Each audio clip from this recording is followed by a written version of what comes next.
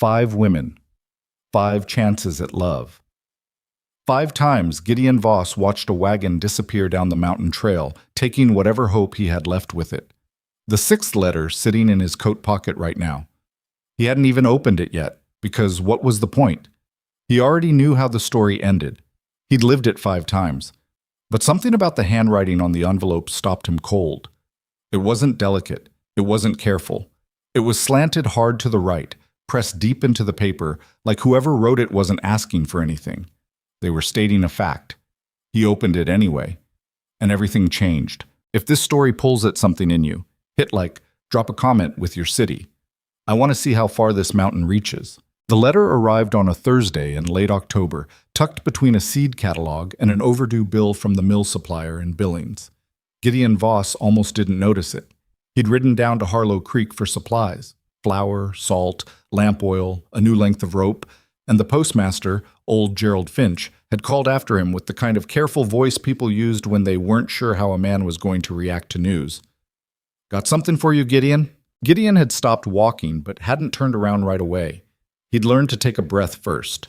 People in Harlow Creek delivered things to him the same way you'd slide a piece of meat toward a dog you weren't entirely sure about.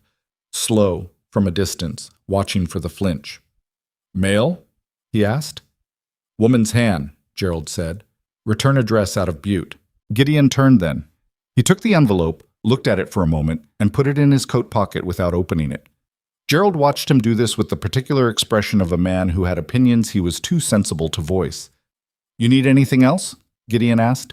No. You take care of yourself up there." "I always do." He rode the 14 miles back up to his cabin with the envelope sitting against his ribs. And he didn't think about it at all. Or at least he told himself he didn't. He thought about the storm system building over the western ridgeline instead. He thought about whether the south fence had enough posts to handle a heavy snow load. He thought about the elk carcass he'd hung in the cold room 2 days ago, and whether it would hold another week before he needed to start processing it. He did not think about the letter. He lied to himself about this all the way home. Gideon's cabin sat at 4,300 feet above sea level on the northeastern shoulder of a mountain the locals called Granger's Peak, though nobody in the territory seemed entirely sure who Granger had been or what he'd done to deserve the naming. The cabin itself was built from lodgepole pine and riverstone, and it had grown over 7 years from a single raw room into something that resembled, if you were being generous, a proper dwelling. 2 rooms now, plus a lean-to for tools, a root cellar dug into the hillside behind the structure, a chicken coop that had survived 3 winters, and a barn large enough for his 2 horses and the 4 goats he'd acquired from a family passing through 2 summers back. It was not a bad place. Gideon had built every piece of it with his own hands, and he knew every flaw and every solid joint and every spot where the chinking needed work. He knew where the floor squeaked in cold weather and where the wind came through around the east window frame if you didn't stuff a rag in the gap. He knew the mountain the same way. The animal trails, the creek that ran clean until August when it went silty, the south-facing slope where the snow melted first in spring, the hollow where the grizzly sow denned every year about a quarter mile above his woodpile. He knew all of it, and he lived alone in it, and that was simply the shape his life had taken. He unsaddled his horse, brushed her down, checked her hooves, measured out her grain. He fed the goats. He collected 3 eggs from the chicken coop, fewer than he'd hoped, which meant one of the hens had found a hiding spot, and he'd need to look for it tomorrow. He stacked the supplies he'd brought back from town. He started a fire in the hearth and put water on to heat for coffee. Then he sat down at his table, took the envelope out of his coat, and looked at it again. The return address said E. Pike, 14 Callaway Street, Butte, Montana Territory. He didn't know any E. Pike. He turned the envelope over. The seal was plain wax, no stamp or impression. The handwriting on the front, his name and the general delivery address in Harlow Creek, since he had no formal address on a mountain, was exactly as he'd noted at the post office. Slanted, decisive, the kind of penmanship that belonged to someone who wrote not because they enjoyed the prettiness of it, but because they had something to say, and writing was the available method. He opened it. There were 2 pages, written front and back, and it began without preamble. "Mr. Voss, I am writing in response to the advertisement placed in the Butte Miner by one Thomas Aldridge on your behalf, seeking a wife willing to live on a remote Montana mountain property.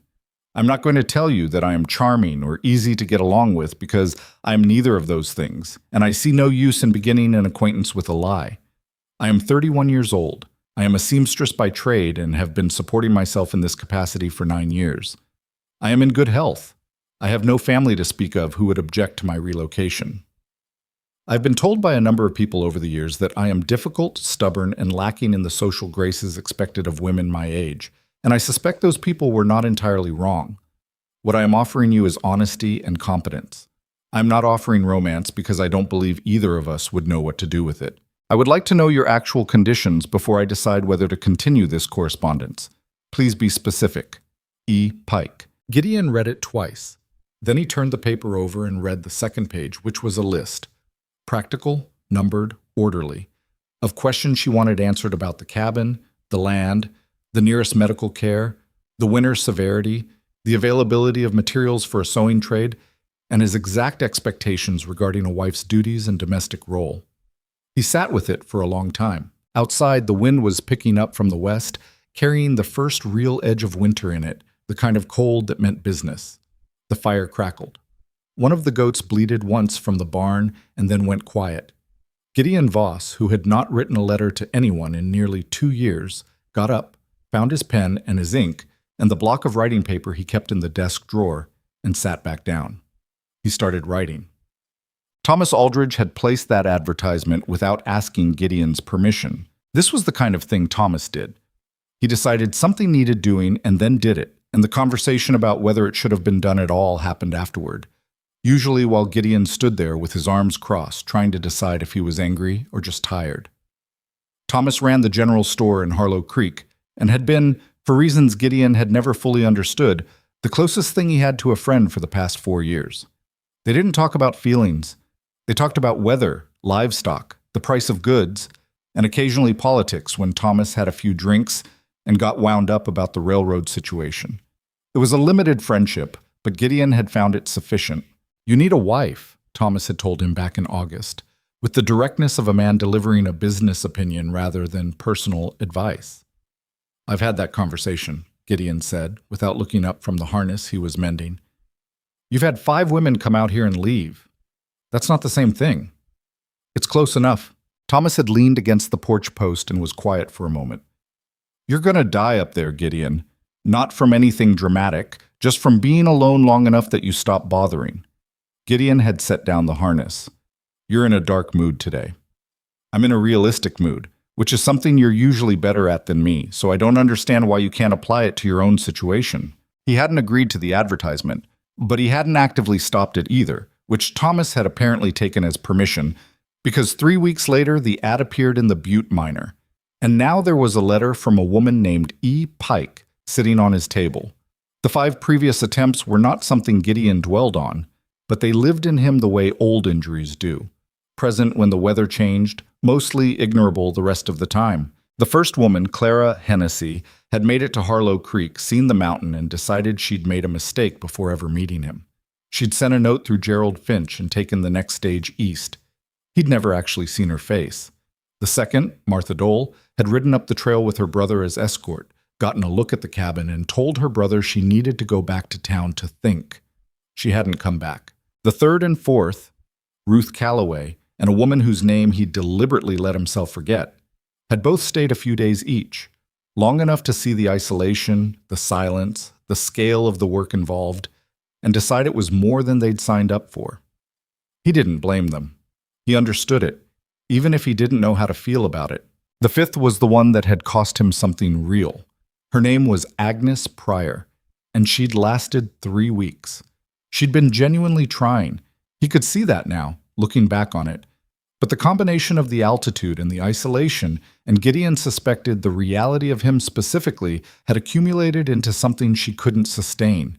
She'd cried when she told him she was leaving, which was worse than if she hadn't, because he'd had to stand there and watch someone cry about him and not know what to do with any of it.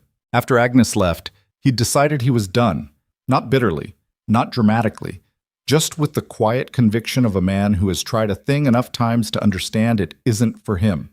He was 34 years old. He had his land and his animals and his work. It was enough. Except here was this letter, and he was already on his second page of response. He told her the truth. That was his decision going in, and he stuck to it even when the truth was unflattering. He described the cabin with precision, the square footage, the current state of the roof, the fact that the east-facing window frame needed recaulking every fall. He described the winter, the temperatures, the snow depths, the isolation when the trail became impassable for weeks at a stretch. He described the nearest doctor, who was in Harlow Creek, 14 miles down a mountain that in February could take 4 hours to navigate on horseback if the conditions were bad. He told her he was not an easy man to live with. He didn't elaborate on this in ways he found embarrassing, but he was specific about the relevant facts. He was quiet by nature, not by choice, and the silence sometimes read as coldness when it wasn't exactly that. He kept unusual hours. He had a scar across the left side of his face from a grisly encounter 3 winters ago that startled people who weren't expecting it. He had opinions, and he expressed them, and he was not good at softening things when he thought the softened version was less true. He answered all 12 of her numbered questions. Then he added, at the end, "I should tell you that there have been 5 women who were willing to come here and none of them stayed. I'm telling you this not to discourage you, but because it seems like information you would want to have before making any decisions.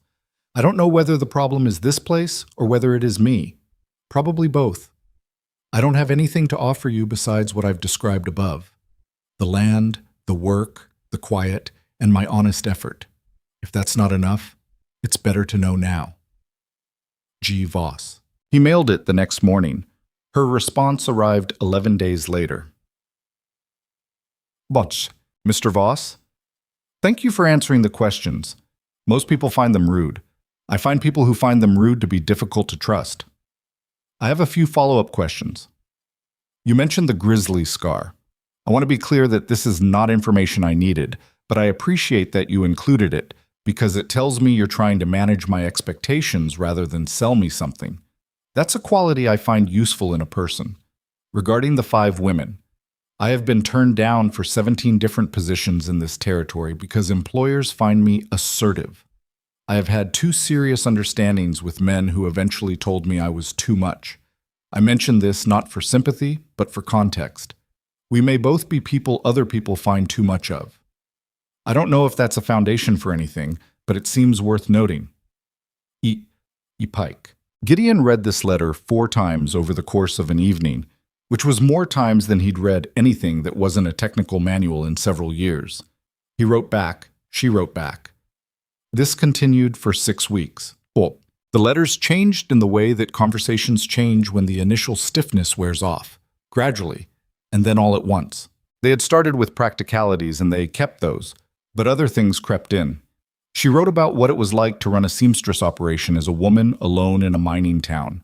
The particular exhaustion of having to be twice as competent as any man in the same trade just to charge half the rate. She was not sorry for herself about this. The way she described it was more like a naturalist documenting terrain, noting the features without feeling the need to editorialize. But he could read underneath it anyway. The weariness of a person who'd been fighting the same fight for so long that the fight had become background noise. He wrote about the mountain, not the hardships particularly, but the thing he'd never managed to explain to the 5 women, which was that he'd chosen this on purpose, not out of misanthropy, though he understood why people assumed that, but because there was a clarity up here that he couldn't find anywhere else. The way a problem stayed a problem instead of becoming political. The way you could track a week's work in visible terms, wood split, fence mended, roof patched, and know exactly what you'd done with your time. She asked him if he was ever afraid up there. He sat with that question for 2 days before answering. Sometimes, he wrote. The second winter, there was a stretch of 3 weeks where the temperature didn't get above -15, and I ran low on lamp oil. I read the same 3 books 4 times each and ran out of things to do with my hands. That was the closest I came to understanding why the others left. Not the cold, the stillness. Gee, she wrote back, I understand stillness differently than you might expect. A seamstress works in near silence for 8 to 10 hours a day. The stillness doesn't bother me. It's the stillness that has no purpose inside it. That's the kind that hollows you out. What you're describing, 3 weeks of functional stillness, I think I could manage. What I couldn't manage is stillness that means I've stopped mattering to anyone. That's the only kind I'm actually afraid of. He didn't write back for 3 days after that, and when he did, he didn't address what she'd said directly. But something shifted in how he wrote after that. Less careful, somehow. Less like he was writing a document, and more like he was talking to someone. Dumb. In November, she proposed the trial. I've been thinking about how to approach this practically, she wrote, and I think the only honest way is to come out and see. 3 months is what I'm proposing, October through December, if next year suits you, or sooner if circumstances allow. At the end of 3 months, we can both make a real decision with actual information instead of guessing from letters. I'm not interested in coming out there to audition for you, and I'm not going to be someone you're auditioning for. We'd both be figuring out if this is viable. If it's not, I'll leave and you won't have wasted another full commitment on something that doesn't work, and I won't have done the same. If it is, we'll know that too. I think this is the most sensible structure. Tell me if you disagree and why. He read this on a Tuesday evening, sitting by the fire with a cup of coffee that had gone cold while he read. He wrote back the same night, which was unusual for him. He typically let himself sleep on things before responding. I agree to the terms, he wrote. I want to be clear about one thing, which I should probably have said earlier. This is the last time I'm trying this. Not as a threat or a condition, just as a fact you should know. I am not a man who keeps failing at the same thing indefinitely. If this doesn't work, I'm done with the idea. I'm not telling you this to put pressure on the arrangement. I'm telling you because I think you're the kind of person who would rather know. G. Her response took 9 days, which was the longest gap in their correspondence. Understood. For what it's worth, this is also the last time I'm trying this. E. She arrived on a Saturday in late September. Gideon had ridden down to Harlow Creek to meet the stage, which was the agreed arrangement, and he'd stood in front of the post office with his hat in his hands because he hadn't known where else to put them. He'd been waiting for 20 minutes when the stage came in, and he'd watched the door, and then she got out. Didn't know what he'd expected. He'd built a picture from nothing, the way you do, and whatever that picture was, it wasn't quite right because the real person was always realer than any picture. Eleanor Pike was medium height, solidly built, with brown hair pinned back in a way that suggested she'd done it quickly that morning and hadn't thought about it since. She was wearing a dark green traveling coat that had clearly seen serious use. She carried her own bags without looking around for help with them, and she was squinting slightly in the afternoon light in a way that meant she'd been on the road long enough to be tired of it. She spotted him before he moved toward her. The scar made him recognizable, and he'd known it would, and she held his gaze for a moment and then walked over. Mr. Voss, she said. Miss Pike. They shook hands. Her grip was firm and brief. Long ride? He asked. Yes. The last stretch was the worst. The driver had opinions about the road conditions that I disagreed with but had no authority to change. The road's bad this time of year. I noticed. He picked up her larger bag. She kept the smaller one. They walked to where he'd tied the horses, and she assessed the situation. 2 horses, which meant she'd be riding, without comment, and swung up onto the second horse with the competence of someone who had done this before. The mountain's another hour and a half, he said. All right. They rode most of the way in silence. It was the comfortable kind, or at least she seemed comfortable with it, which surprised him. Most people felt compelled to fill silence with him. She looked at the landscape, the trees thickening as they climbed, the light-changing quality, the first distant snowfields visible on the higher peaks, and just looked, without narrating it at him. Halfway up, she said, It's bigger than I thought. The mountain? All of it, the scale of it. Does that change anything for you? She considered this. No, she said. I think it might actually be better. I was worried it would feel claustrophobic, too enclosed. It doesn't. He didn't say anything to that, but something in him that had been braced for the next disappointment eased, fractionally. When the cabin came into view through the trees, she pulled her horse to a stop and looked at it for a long moment. He watched her face. You said 2 rooms, she said. Yes. You didn't say there was a porch. I thought it was implied by the description of the structure. She looked at him sideways. It was a nice surprise. I appreciate a covered porch. I'll note that. She wrote on ahead. Up. The first week was a calibration. There was no other word for it. Two people learning the spatial language of each other. Where to be in a small space, how to move around each other in the kitchen area, whose rhythms needed how much room. Gideon was up before dawn as a rule, and he'd expected her to find this intrusive or demanding, but she simply adjusted her own schedule without apparent difficulty. By the third day, she was up before he was, coffee already on, which he found unsettling in a way he couldn't quite name. She worked. This was the thing that struck him most persistently. He'd understood from her letters that she wasn't soft, but understanding a thing abstractly and watching it in practice were different. She went after the cabin with a kind of systematic attention that he recognized from his own relationship with the mountain. The same instinct to understand what something actually needed rather than what you assumed it needed from the outside. On the second day, she reorganized the kitchen shelf system, which he'd never organized in any particular way, just arranged things where they'd fit. She did this while he was out checking the south fence, and he came back to find it done. The current arrangement made everything harder to reach, she said, before he could say anything. The things you use most should be closest. I went by what looked most handled. He looked at the shelves. She was right. He could see she was right, which was an odd sensation. All right, he said. She looked at him. You're not bothered? Should I be? The last man who lived in my boarding house got genuinely upset when I adjusted the common room furniture. I'm not precious about shelf organization. Good, she said, and went back to what she was doing. On the fourth day, she found the gap in the east window frame without him mentioning it. She was examining the caulking situation when he came in, running her finger along the frame, and she said, Do you have oakum or tallow? Something I can pack this with until the weather settles enough to do a proper seal. I've got oakum in the lean-to. Right. I'll do it this afternoon. He fetched the oakum. She packed the window frame. The draft stopped. He'd been meaning to do that for 6 weeks. The townspeople of Harlow Creek were watching with the concentrated interest of people who had placed quiet bets and were waiting for the results. This was not something anyone admitted openly, but Gideon was aware of it because Thomas Aldridge told him, because Thomas had no gift for tact and saw no reason to develop one. They're giving her 3 weeks, Thomas said, when Gideon came down for supplies 10 days after Eleanor's arrival. Most of them. Irma Good at the laundry says 2 weeks. Her husband says she won't last till the first real snow.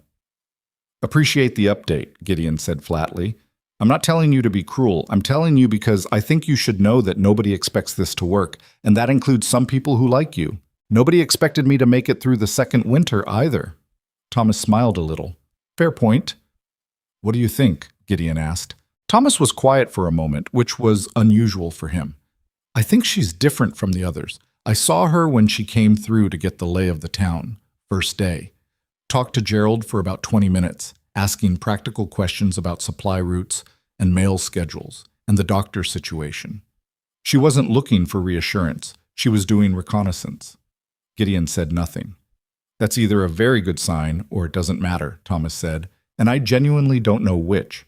Gideon loaded his supplies and rode back up the mountain. 3 weeks in, Eleanor found the ledger. He'd left it on the table without thinking. The household ledger he'd kept since the second year on the mountain, tracking expenses, income from the mill contract, supplies, repairs. She'd been looking for paper to write her own list and picked it up before realizing what it was. She put it back down when he came in from the barn. I wasn't reading it, she said. Just picked it up by accident. It's not secret. She looked at him. Can I look at it? He pulled out the chair and sat down. Go ahead.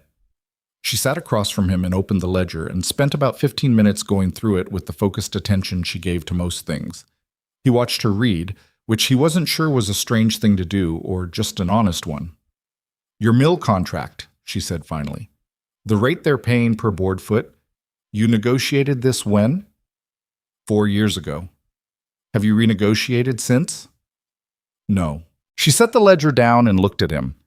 The market rate has gone up, substantially. I've worked in enough commercial context to know what materials cost. You're leaving money on the table. I know. Then why haven't you? Because negotiating means going to town and dealing with Harlan Marsh, who runs the mill and dislikes me, and the conversation costs me more than the money does. She was quiet for a moment. What if I wrote the letter instead? He looked at her. You've been here 3 weeks. I'm aware of that. I'm not trying to take over your business. I'm asking if a letter from someone he doesn't have a grudge with might get further than a conversation he already resents. It was, Gideon had to admit, an entirely reasonable suggestion. Let me think about it, he said. She didn't push. That was the thing about her. She made her points and then let them stand or fall, which was more self-restraint than most people managed. 3 days later, he told her yes. She wrote the letter. They renegotiated the mill contract at a rate 12% higher than the previous agreement. Harlan Marsh, who had apparently assumed Gideon would negotiate by showing up and being large and silent, hadn't known how to respond to a detailed letter outlining market comparisons and offering a multi-year commitment in exchange for the adjustment. He says you drive a hard bargain, Gideon told her, reading the response. Tell him I'm a seamstress, she said, without looking up from her mending. I know exactly what things are worth.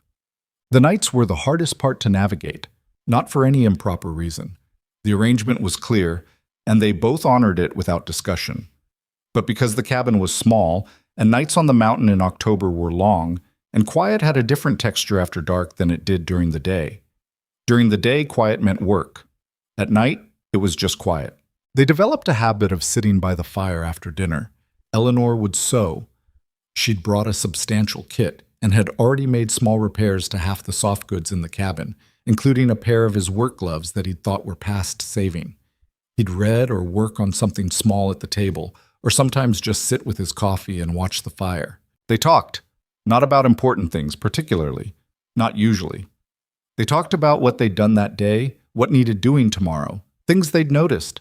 She told him about Butte, about the particular social ecosystem of a mining town and the strange hierarchies within it. He told her about the mountain seasons, how each one had its own character, the way spring up here was nothing like the spring people knew at lower elevation. One night in mid-October, she said, "Do you miss people when you're up here?" He thought about it. "No," he said, "not really. I miss the idea of people sometimes, having somewhere to be." That's an interesting distinction. What about you, living alone in Butte? Did you miss people? She was quiet for a moment, mending needle moving in a steady rhythm. I missed being known, she said. Not talked to. Known. There's a difference. He looked at the fire. Yes, he said, there is. They didn't say anything after that for a while, but it was the kind of silence that had something in it rather than nothing. At the end of October, a small thing happened that Gideon found himself thinking about afterward more than he would have predicted. He'd been out since before dawn checking the traps he kept on the northeastern side of the property, and the weather had turned on him halfway through the circuit, temperature dropping fast, wind picking up, the kind of sudden shift that the mountain did without warning, and that you either learned to respect or got into serious trouble over. He'd pushed the circuit faster than was safe, trying to get back before it got bad, and he'd made it, but he'd come in cold and wet and emptier than he'd expected. Eleanor had heard him come in, the door, the particular sound of him moving in the lean-to. And by the time he'd gotten his coat off and his boots changed out, there was coffee hot on the hearth, and she'd pushed the table chair closer to the fire. She didn't say anything. She handed him the coffee and went back to what she'd been doing. He sat there with the coffee and the warmth and thought, for the first time in a long time, that this was what he'd actually been missing. Not company, exactly. Not conversation. Just someone who noticed when you came in from the cold and thought to do something about it. He didn't tell her any of this. He wasn't sure he had the language for it, or that it would have been the right time, but he thought about it for several days. By November, neither of them was keeping careful track of the trial anymore. This was something Gideon noticed in retrospect. The 3-month structure had become theoretical. They were simply living. She'd established her own rhythms in the space, her sewing kit colonizing one corner of the main room, her handwriting appearing on the supply list he kept near the kitchen, her judgment about the root cellar inventory apparently more reliable than his because she'd pointed out twice already that he tended to overestimate how long things would keep. The mountain had begun its serious winter work. First heavy snow in the second week of November, 18 inches overnight. the kind of fall that altered the landscape completely and changed the color of the light inside the cabin. Eleanor had stood at the window the morning after and looked at it for a long time without speaking. He'd come to stand beside her. "Is this how it is?" she asked. "More or less. Sometimes worse." She looked at it for another moment. "I thought I'd feel trapped," she said. "I don't." "What do you feel?" She considered. "Like there's enough here," she said. "I don't know how else to put it." Gideon Voss, who had spent 7 years building something he wasn't entirely sure was enough for anyone, stood beside this woman who had told him she was too much for everyone who'd ever known her, and felt something settle in his chest. Not hope exactly, because he'd been careful with hope for a long time, but something adjacent to it, something that felt for the first time in years like it might hold. Outside, the snow kept coming, steady and serious, covering the mountain in the quiet weight of it.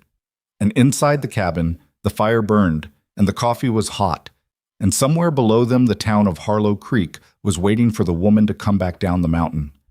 She showed no sign of going anywhere. The 3-month trial ended without either of them mentioning it.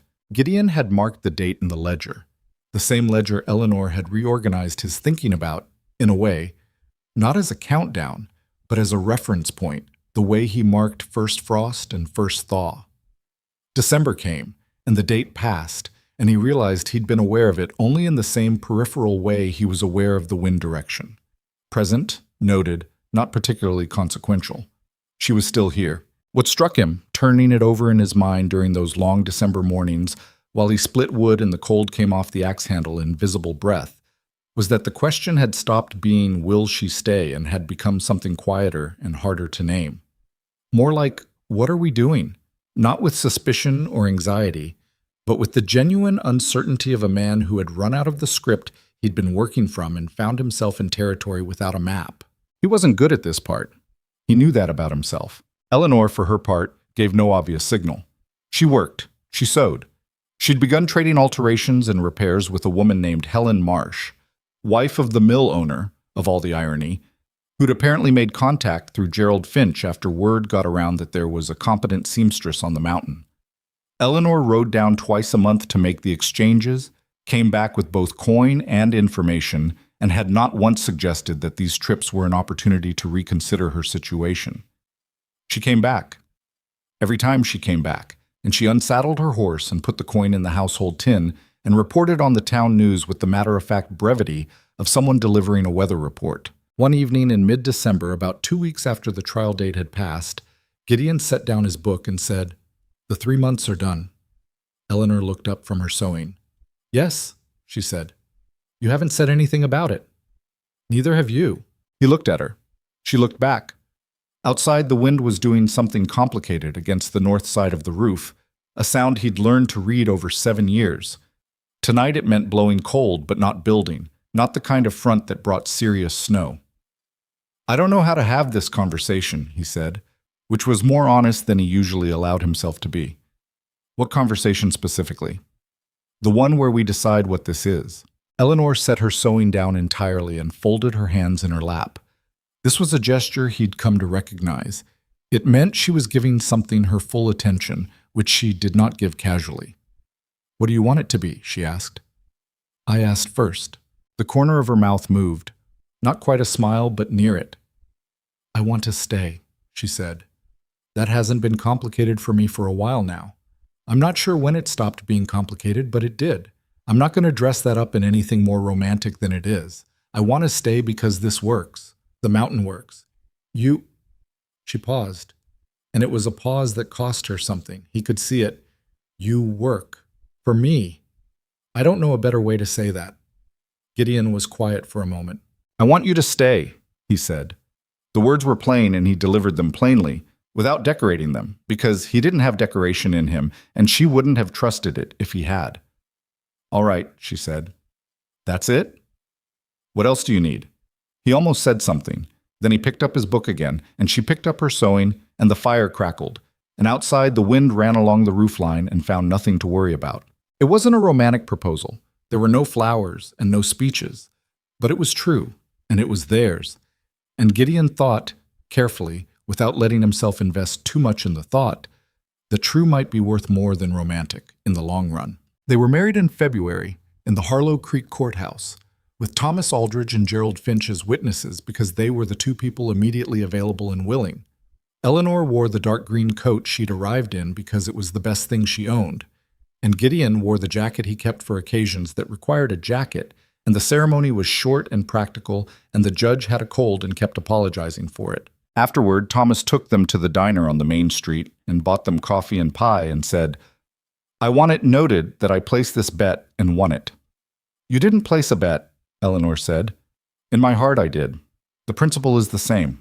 Gideon looked at Thomas and then at Eleanor and felt, sitting in that diner with the February cold pressing against the windows, something he hadn't felt in years and was almost embarrassed to identify.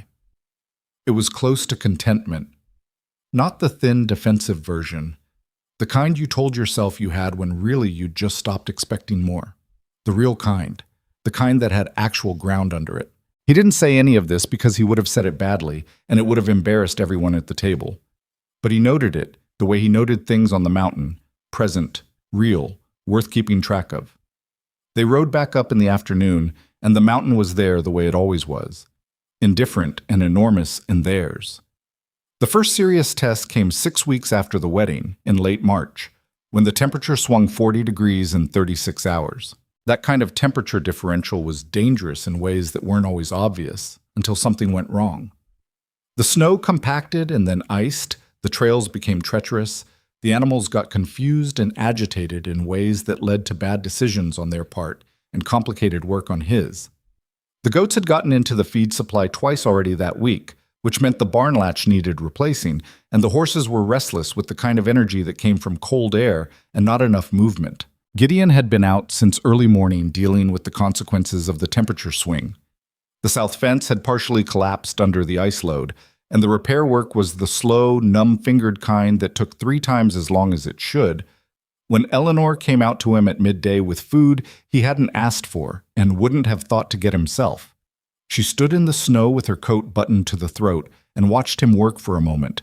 "The fence section on the far corner," she said. "The post is heeled over about 15 degrees.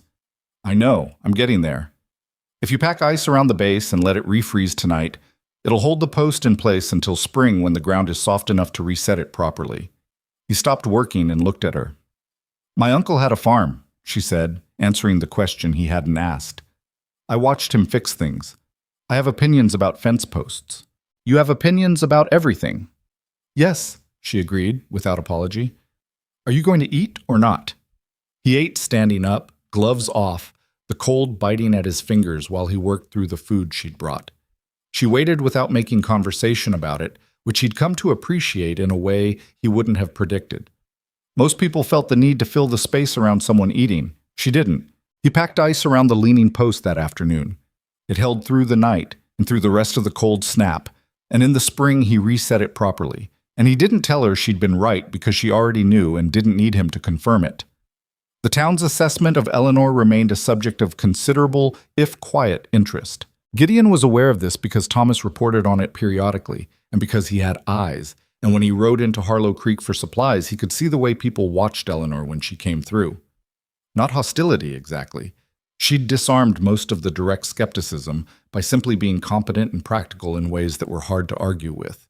Helen Marsh had apparently told 3 separate people that Eleanor Voss did better finish work than anyone she'd hired in Billings, which coming from Helen Marsh was roughly equivalent to a papal endorsement given Helen's standards. But there was a particular kind of watching that Gideon recognized, the kind that said, "We're still waiting for the other shoe."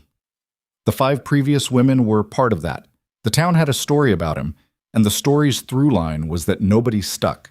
And Eleanor staying and marrying him didn't rewrite the story, it just extended it. They were waiting to see what chapter came next. Gideon found he didn't care, and then found that he did care, and then decided the caring wasn't useful and tried to set it down. He was variably successful at this. Eleanor, when he mentioned it one evening, sideways, not directly, said, "People need time to update what they think they know. It's not personal." "It's personal," he said. "All right, it's personal, but it's also inevitable. We can't argue them out of it. We can only keep being here." "That's your answer to most things." "Most things," she said, "respond to it." She wasn't wrong. He'd noticed that about her. She had a baseline faith and persistence that wasn't naive, because it came from a woman who'd been knocked back plenty and kept moving anyway, not out of stubbornness exactly, but out of some deeper conviction that the work itself was the argument. You didn't win people over by explaining yourself. You did the thing and let the thing speak. He was learning from this, which he would not have admitted easily. In April, something happened that shifted the dynamic between them in a way Gideon hadn't anticipated. He came back from a long day of trail clearing. The spring runoff was doing things to the lower trail that needed attention before it became impassable, and he'd spent 7 hours in mud and snowmelt and was cold in his bones. To find Eleanor at the table with papers spread out in front of her and an expression on her face he didn't recognize immediately. It took him a moment to place it. She was worried. This was unusual enough that he stopped taking his coat off and stood in the doorway. "What is it?" he said. She looked up. She'd clearly been debating how to start this, which was also unusual, mustn't we? Eleanor was not a person who had trouble starting things. "I got a letter today," she said, "from Butte, one of my former clients." She paused. "She's in trouble. Her husband left. She has 2 children. She's asking if I can come back." Gideon took his coat the rest of the way off and hung it. He came to the table and sat down across from her, and she watched him do it with an expression that was trying to read him. "What kind of trouble?" he asked. "The kind where she can't make rent and doesn't have any family willing to help. She says she knows it's a lot to ask. She says she understands if I can't." Eleanor looked down at the letter. "She was good to me when I was starting out. She gave me my first regular work. She didn't have to do that." Gideon was quiet for a moment. "What do you want to do?" he asked. "I want to help her." "I don't—" Eleanor stopped. "I can't go back to Butte. That's not what I'm considering, but I have money now. Between the mill contract adjustment and the work with Helen, I have money I didn't have before. I could send some of it." "How much?" She named a figure. It was significant, not catastrophic, but significant. The kind of figure that meant something on a homestead budget. Gideon sat with it. "It's your money," he said. "You earned it." "It's our money," she said, with a steadiness that told him this point mattered to her. "I'm not asking your permission. I'm telling you what I want to do and asking what you think." He looked at her across the table. The lamp was between them, and it made her face sharp and clear, the way lamplight did on the mountain where there was no competing glow from anywhere else. "Send it," he said. Something in her settled. "All right." "She has children?" "2. A boy and a girl, small ones." He nodded. He didn't say anything else about it, and she didn't elaborate, and they ate dinner with the papers still spread on the table, and later she wrote the letter and sealed it and added it to the mailbag for the next trip to town. He thought about it after she'd gone to sleep, sitting by the dying fire. He thought about what it meant, that she had people, even at a distance, people she'd carry an obligation to, people who had mattered to her before the mountain. He'd lived for so long in a kind of practiced self-sufficiency that he'd almost forgotten people came with histories. She had a history. It had reach. He wasn't bothered by it. He was, if he was being careful about the word, moved by it. The specificity of her loyalty, not broad or performed, but attached to a particular woman who had given her particular help at a particular time. That was a real thing. He respected real things. Spring arrived properly in May, the way it always did on the mountain. Late, tentative, and then suddenly committed. The south-facing slopes going from brown to green almost overnight, and the creek running high and loud with snowmelt. Gideon had always liked the transition despite the work it brought, because the mountain in spring was genuinely different from the mountain in winter. Warmer light, different sounds, the return of birds he'd gone months without hearing. Eleanor liked it too, though she expressed this differently than he would have. Not by pointing at it and saying so, but by spending more time outside without apparent reason, finding small tasks that kept her on the porch or in the yard or partway down the trail, in the way that people do when a place starts to feel like it belongs to them. He noticed this. He didn't comment on it. What he did comment on, about 2 weeks into proper spring, was the garden. "You're planning a kitchen garden," he said, looking at the staked-out area on the south side of the cabin she'd been measuring and marking over the past several days. "Yes?" "I've tried twice. The soil up here is—" "I know what the soil is," she said. "I tested it. I've been composting the kitchen waste since February. If we turn it in now and let it sit another few weeks, it should be workable enough for the hardier things. Kale, turnips, some root vegetables, not tomatoes. I'm not foolish. He looked at the staked area. How do you know how to test soil? My uncle's farm, she said, and I read. Do you have any objection to a kitchen garden? No, he said. I think it's worth trying. Everything worth having is worth trying, she said, and went back to her measuring, and Gideon stood there for a moment feeling like that sentence had meant more than one thing, but being unable to identify exactly how. There was a particular afternoon in late May that he found himself returning to in his mind afterward, the way you return to certain moments not because they were dramatic, but because something in them mattered in a way you only understood later. He'd come in from the barn to find Eleanor on the porch with a letter in her hand. An expression on her face he'd come to recognize as the one she wore when something had landed hard and she was deciding whether to show it. He sat in the other porch chair and waited. My mother died, she said. A month ago. The letter was delayed. He looked at her. I'm sorry. We weren't close. She set the letter in her lap. We weren't anything, really. She was in Ohio, I was in Butte, and we wrote about twice a year and said nothing in the letters. Just formalities. That doesn't make it... I know, she said. I know. It's still something. She stopped, looked out at the tree line. I thought I'd feel something cleaner than this. It's mostly just strange, like a door closing in a room you haven't visited in years. You knew it was there. You just weren't in that room. Gideon thought about that. He had some experience with losses that were complicated by the relationship having been complicated, and he knew that there was no useful thing to say in those moments, only useful things to do. He put his hand over hers where it rested on the arm of the chair. He didn't say anything. She looked at their hands for a moment, then she turned hers over and held his. They sat that way for a while, looking at the mountain, the tree line, the spring light going gold in the late afternoon. It was not the most dramatic moment they'd had.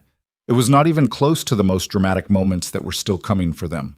But Gideon Voss, who had spent 7 years in a silence that had no one in it, sat on his porch with his wife's hand in his and understood that this specific, unremarkable, steady thing was what he'd been building toward all along, without knowing what to call it. He still didn't have a good word for it. He thought maybe he didn't need one. 2 weeks later, Eleanor missed her cycle. She'd been regular as weather patterns in Gideon's experience of her, and she'd noted it the same way she noted any deviation from the expected, matter-of-factly, without panic, but with the careful attention of someone who understood that some facts had consequences worth understanding. She told him on a Tuesday morning while he was pouring his second cup of coffee. I might be pregnant, she said. He set the coffee pot down. Might? He said. I'm not certain yet. I wanted to tell you now rather than wait until I was certain, because if I wait until I'm certain, I'll have been carrying it for 2 more weeks and you'll know I was carrying it, and that will be its own conversation. He looked at her. You've thought this through. I think things through. You know that about me. He did. He stood there for a moment, the kitchen around them, the morning light coming in the window she'd repacked with oakum back in October, and tried to understand what he felt. He felt afraid. He felt... And this surprised him enough that he noted it separately. He felt something that might have been joy, or the early edge of it, before the fear got organized about it. If you are, he said, then we'll need to think about the doctor situation. I know. The winter, I know, Gideon. I'm not panicking, he said. I'm planning. I can tell the difference, she said. That's actually why I told you now, because you'll want to plan. She looked at him steadily. Are you all right? He was quiet for a moment. Yes, he said. I think I am. Good. She picked up her tea. So am I. He believed her. That was the thing. When Eleanor Pike said she was all right, it wasn't a performance. She'd been all right through harder things than this, and she was honest enough that she'd tell him if she wasn't. He believed her, and the believing settled him some, and he poured his coffee and they sat down and talked practically about doctor visits and supply runs and what they'd need and how to plan for what was coming. Outside, the mountain was doing what it always did, large and unhurried and entirely itself, holding them without comment. The garden stakes on the south side caught the morning light. The horses moved in the paddock below. The creek was still running loud with snowmelt, And somewhere down the trail, 14 miles below, the town of Harlow Creek was going about its business, still waiting, still watching. They had no idea what was still coming down from that mountain. Not yet. Eleanor was confirmed pregnant in June by Dr. Harlan Webb of Harlow Creek, who delivered this information with the particular professional neutrality of a man who had seen enough frontier pregnancies to know that alarm served nobody. "You're healthy," he told her. "That's the most important thing at this stage. Come back in 8 weeks, sooner if anything changes." "What constitutes anything changes?" Eleanor asked. Dr. Webb listed the warning signs with the same tone he'd have used to describe weather patterns, and Eleanor listened and retained all of it, which Gideon could tell because she repeated them back on the ride home with total accuracy and without referring to any notes. "You memorized that," he said. It seemed worth memorizing. He rode beside her and thought about the 8 weeks between now and the next appointment, the 14 miles of mountain trail between the cabin and the doctor, the arithmetic of winter and due dates that he'd been quietly working in his head since the Tuesday morning she'd told him. The baby, by Dr. Webb's estimation, was due in late January or early February, which meant Eleanor would be at her largest and most physically vulnerable during the worst stretch of a Montana mountain winter. He'd already known this, but hearing the date said aloud by someone with medical authority made it concrete in a way it hadn't been before. "I can see you calculating," Eleanor said. I'm not Gideon," he exhaled. "February on this mountain is not ideal for... I know what February on this mountain is. I was here for it." "You weren't pregnant in February." "No," she agreed. "I wasn't." She looked at the trail ahead of them, the pine canopy thickening as they climbed. "We'll plan for it, the same way we plan for everything else." "Some things can't be planned for." "Then we'll handle those when they come." She glanced at him. "Are you more frightened of this than you're letting on?" He was quiet for a moment. "Yes," he said, because lying to her had never worked, and he'd mostly stopped trying. "Good," she said. "Me too. I think that's the appropriate response." They rode the rest of the way home in the kind of silence that had weight to it but wasn't uncomfortable.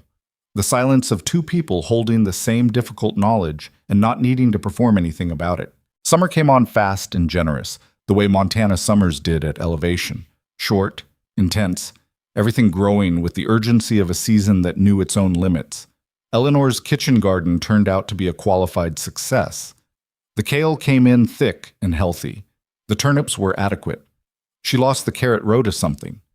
She suspected the goats, though she couldn't prove it, and the goats maintained their innocence with the practiced blankness of animals who had learned that expression worked.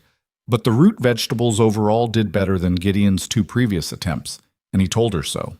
"The composting made the difference," she said. "The soil up here is workable, it just needed amending. Most things do." She said it without any particular emphasis, but he understood it wasn't only about soil. The physical work of summer on a mountain homestead was harder for her as the months progressed, and Eleanor's relationship with this fact was complicated in the specific way that competent people's relationships with their own limitations tend to be. She wasn't foolish about it. She stopped doing the things that were genuinely risky, the heavy lifting, the work that required climbing, but she had no patience for being managed, and Gideon learned quickly that there was a meaningful difference between offering to help and suggesting she needed help. "There's a difference," she told him in September, when he'd made the mistake of suggesting she let him handle the root cellar inventory because it involved a lot of bending. "I know what you were trying to do. Offer. Don't decide for me." "Fine. Do you want help with the root cellar inventory?" "Yes," she said immediately. "Thank you." He stood there for a moment. "That was fast." "I was waiting for you to ask instead of assume." She picked up the ledger. "Come on." He followed her. He filed this distinction away carefully because on a mountain in winter with a pregnant wife, knowing the difference between offering and deciding was going to matter. Thomas came up for a visit in late August, which he'd never done before. Gideon had always assumed Thomas considered the 14-mile ride more trouble than the relationship required, and Thomas had never contradicted this assumption. But he appeared one afternoon on his bay gelding, tying up at the porch rail with the slightly self-conscious air of a man who'd talked himself into something he wasn't entirely sure about. Eleanor made coffee. Thomas looked at the cabin with the careful assessment of someone taking genuine stock of a place. It's bigger than I thought, he said. People keep saying that, Gideon said. Thomas sat at the table and accepted the coffee and spent a few minutes exchanging general news about town with Eleanor, who received it with interest. She liked Thomas, Gideon had noticed, in the direct way she liked most people who said what they meant. Then Thomas got quiet in the way that meant he had something to say that he was working up to. Irma Good's husband came to see me last week, Thomas said. Gideon looked at him. About what? About the two of you. He wanted to know if I thought... He couched it carefully, but what he was actually asking was whether someone should be checking on the situation up here, given the pregnancy, given the... Thomas paused. Given the history of the place and the isolation. The table was quiet. The history of the place, Gideon repeated. His words. I know how it sounds. What did you tell him? I told him I'd been up here and the situation was fine. Thomas looked at his coffee cup. Which is why I came up here, so it would be true when I said it. Gideon looked at him for a long moment. Thomas had the decency to look slightly embarrassed. Eleanor said calmly, You're telling us someone in town is concerned enough about our fitness to raise a question about it. I'm telling you Irma Good's husband had questions, which could mean Irma Good has questions, which could mean other people have questions. Thomas looked at Eleanor directly. I'm not saying it's fair. I'm saying it's happening, and I thought you should know. We appreciate it, Eleanor said before Gideon could respond with something less diplomatic. She put her hand briefly on the table in a gesture that was somehow both acknowledgement and steadying. Gideon, he's trying to help, Gideon breathed out. I know. Thomas stayed for dinner and rode back down before dark, and after he left, Gideon sat on the porch with the particular stillness that meant he was working through something he wasn't ready to talk about yet. Eleanor sat with him. She'd learned to recognize these silences and to leave them room. After a while, he said, They're not going to stop. No, she agreed. Probably not. Even if we do everything right, even if... Gideon, she looked at him. We're not doing it for them. He knew this. He'd said this to himself in various forms for 7 years. The mountain was his because he'd built something on it, not because anyone had given him permission. He'd never needed permission. The problem was that a child was different from a homestead. A child existed in a social world whether you wanted it to or not, and the social world had opinions, and some of those opinions had teeth. I know, he said, but it still bothers you. Yes, me too.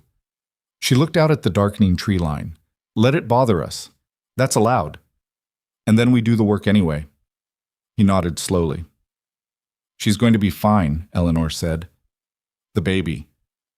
You don't know that. No, but I'm going to proceed as though I do, because the alternative is spending the next 5 months afraid, and I don't have the energy for that. She. Gideon noticed Eleanor had said she, not it. He didn't comment on it, but he noticed. September moved into October, and the mountain prepared for winter with its usual indifference to human schedules. Gideon worked with increased urgency. More wood than usual, deeper root cellar stock. Every repair and reinforcement he'd been putting off moved to immediate priority. Eleanor watched this without teasing him about it, which he appreciated. She understood what it was. He was managing his fear with his hands, which was the only way he knew how to manage fear, and she let him. The accident happened in the second week of November. He'd been checking the upper timber on the northeastern property line. There were trees up there that needed to come down before winter, dead growth that would become hazard wood in a heavy snow, and he'd been meaning to get to it for 2 weeks. The snow up that high was already serious, knee-deep in places, and he'd been breaking trail the whole way, which was slow work.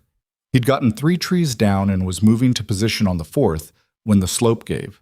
It wasn't a full avalanche, just a small shelf of compacted snow losing its footing on the pitch below him, maybe 6 feet of slide, the kind of thing that happened constantly at elevation and was usually survivable. But he was at the wrong angle when it went, and his right foot caught between 2 rocks beneath the snow as the weight hit him, and he heard the sound before he felt it. A short, dense crack that he knew immediately was not good. He lay in the snow for a moment, taking stock. His right ankle was broken. He was reasonably sure of this. The pain had the specific, deep quality of broken bone rather than sprain, and when he tried to put weight on it to stand, the world went gray at the edges in a way that answered the question. He He was approximately a mile and a half from the cabin. It was mid-afternoon, temperature dropping as the sun went behind the western ridge, and Eleanor was 7 months pregnant. He sat up in the snow and thought clearly and without panic, which was something he was capable of in emergencies and had always been grateful for. He had his rifle. He had his knife. He had flint and a small amount of tinder in his coat pocket. He had, by his estimation, about 2.5 hours of usable daylight. The snow was deep, but not impossible to move through if he was careful. He could not walk on the ankle. He could crawl, or he could fashion something to lean on from the timber around him. He spent 20 minutes cutting and trimming a branch into something that would serve as a crutch, which was rough work with hands that were starting to go stiff with cold. And then he started moving. It took him 1 hour and 40 minutes to cover the 1.5 miles, and it was the worst 1 hour and 40 minutes he'd spent on the mountain, which was saying something. The improvised crutch sank into the deep snow at irregular intervals, requiring him to wrench it free while keeping his weight off the right foot. And twice he went down completely and had to get himself up again, which required a specific kind of focus that left no room for anything else. Not fear, not calculation, just the next movement, and then the next. When the cabin came into view through the trees, he stopped for a moment and just looked at it. The lamplight in the window, smoke from the chimney. Eleanor was in there. He thought about the look on her face when he came through the door like this, 7 months pregnant, and what it was going to cost her, and he hated that he couldn't do anything about it. He got himself to this porch, and the door opened before he reached it. She'd heard him, or heard the wrong sound of his approach. And she was in the doorway, and her face did exactly what he'd anticipated. A moment of shock that she compressed immediately, because Eleanor did not leave shock in her face longer than she could help it. "Get inside," she said. "Sit down." "It's the ankle. I can see what it is. Come in." He got himself through the door and into the chair she'd already positioned near the hearth. She had his boot off before he could offer to help. And then she had her hands on the ankle, and her expression was concentrated and careful, and he watched her work through it.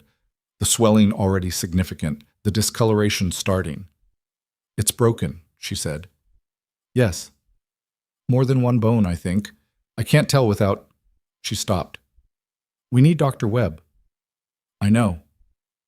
I'll ride down tomorrow morning." "Eleanor, don't." She looked at him with an expression that was not angry but was extremely clear. "Don't tell me I can't. I've been riding this trail since September and I know it. I'll go at first light when the visibility is good, and I'll be back before dark." "You're 7 months. I'm aware of how pregnant I am." She sat back on her heels and looked at him.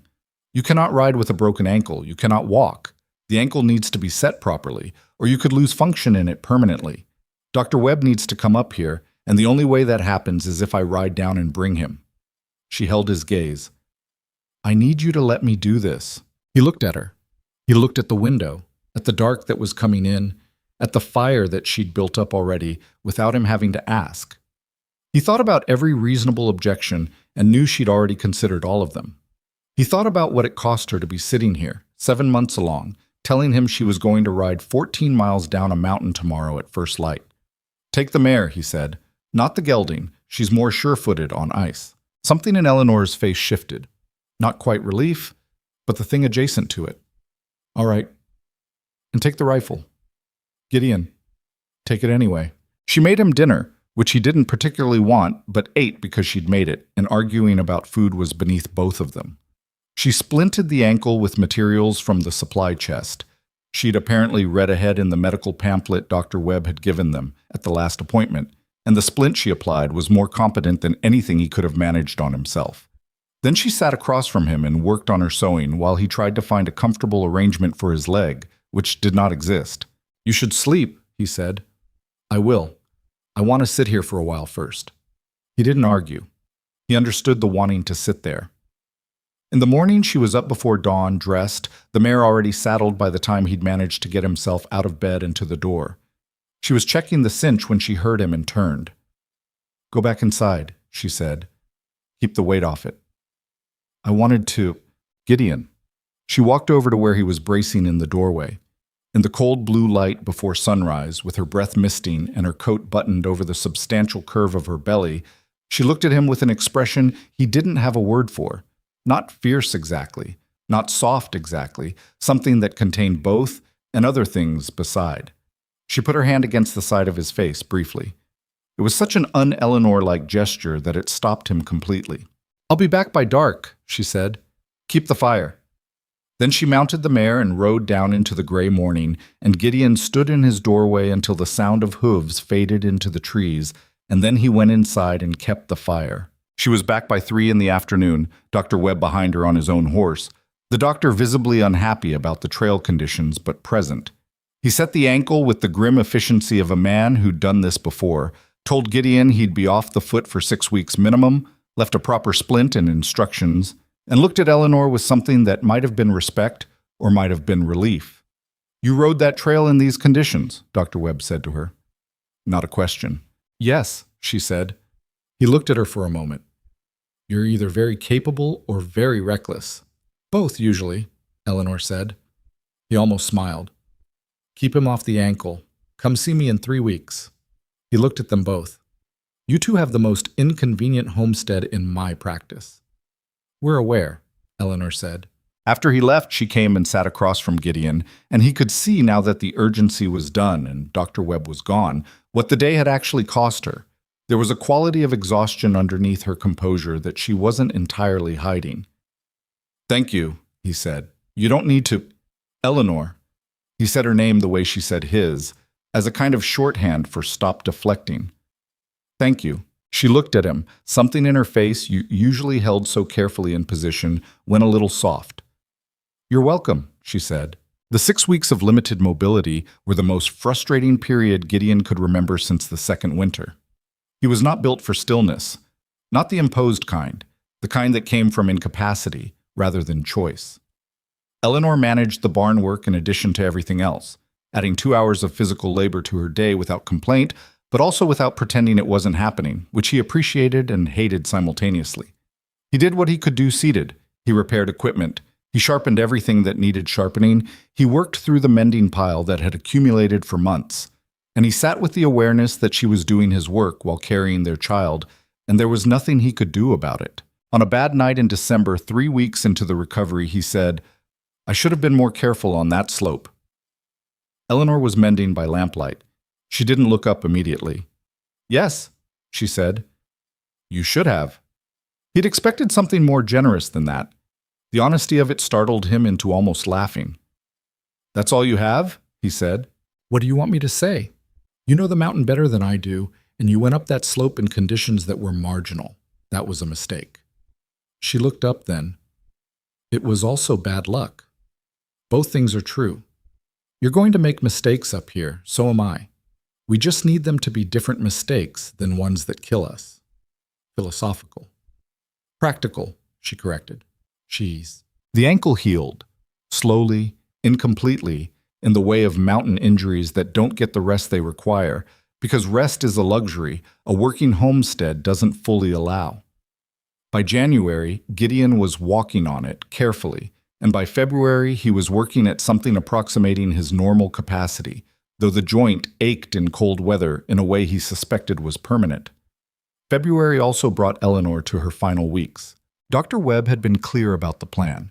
She would ride down to Harlow Creek at the first signs of labor, and Gideon would bring her to the Webb house where she could deliver properly. This was the plan. They both agreed to the plan. They had supplies staged at the top of the trail, the mare freshly shod, a bag packed and ready. The storm came in the second week of February without much warning, the way the worst ones did. Gideon had been watching the western sky all morning with the feeling of a man who knows something and doesn't want to know it. The barometric quality of the air had changed the night before, pressure dropping, the horses restless in the barn. By midday, the snow was coming horizontal, and the temperature had dropped 15 degrees in 2 hours.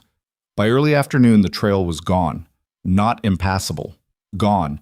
Buried under 2 feet of new snow and a whiteout that reduced visibility to 10 yards. Eleanor's labor had started that morning. She told him at breakfast, calmly, with the same voice she used to tell him the root cellar needed restocking. "How long?" he'd asked. "Early. Could be hours yet. Could be longer." They'd both looked at the sky. "The storm," he started. "I know, Gideon."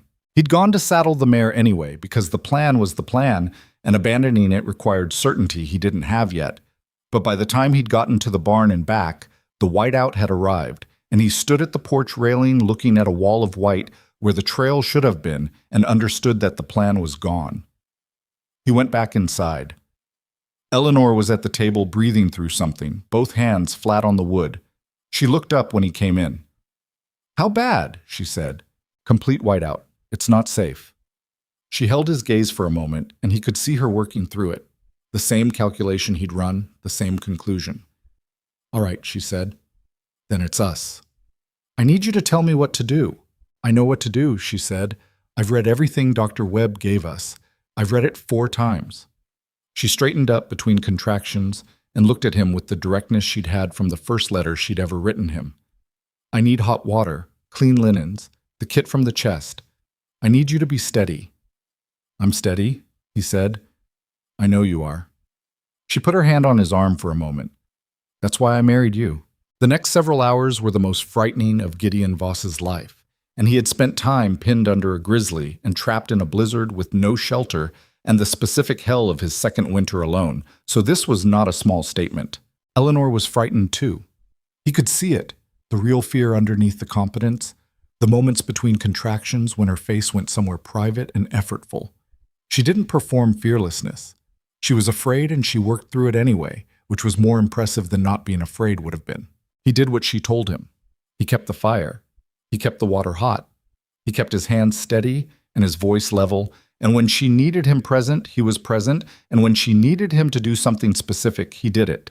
And when she said things that were not kind, around hour 7, he understood them as what they were and did not take them personally.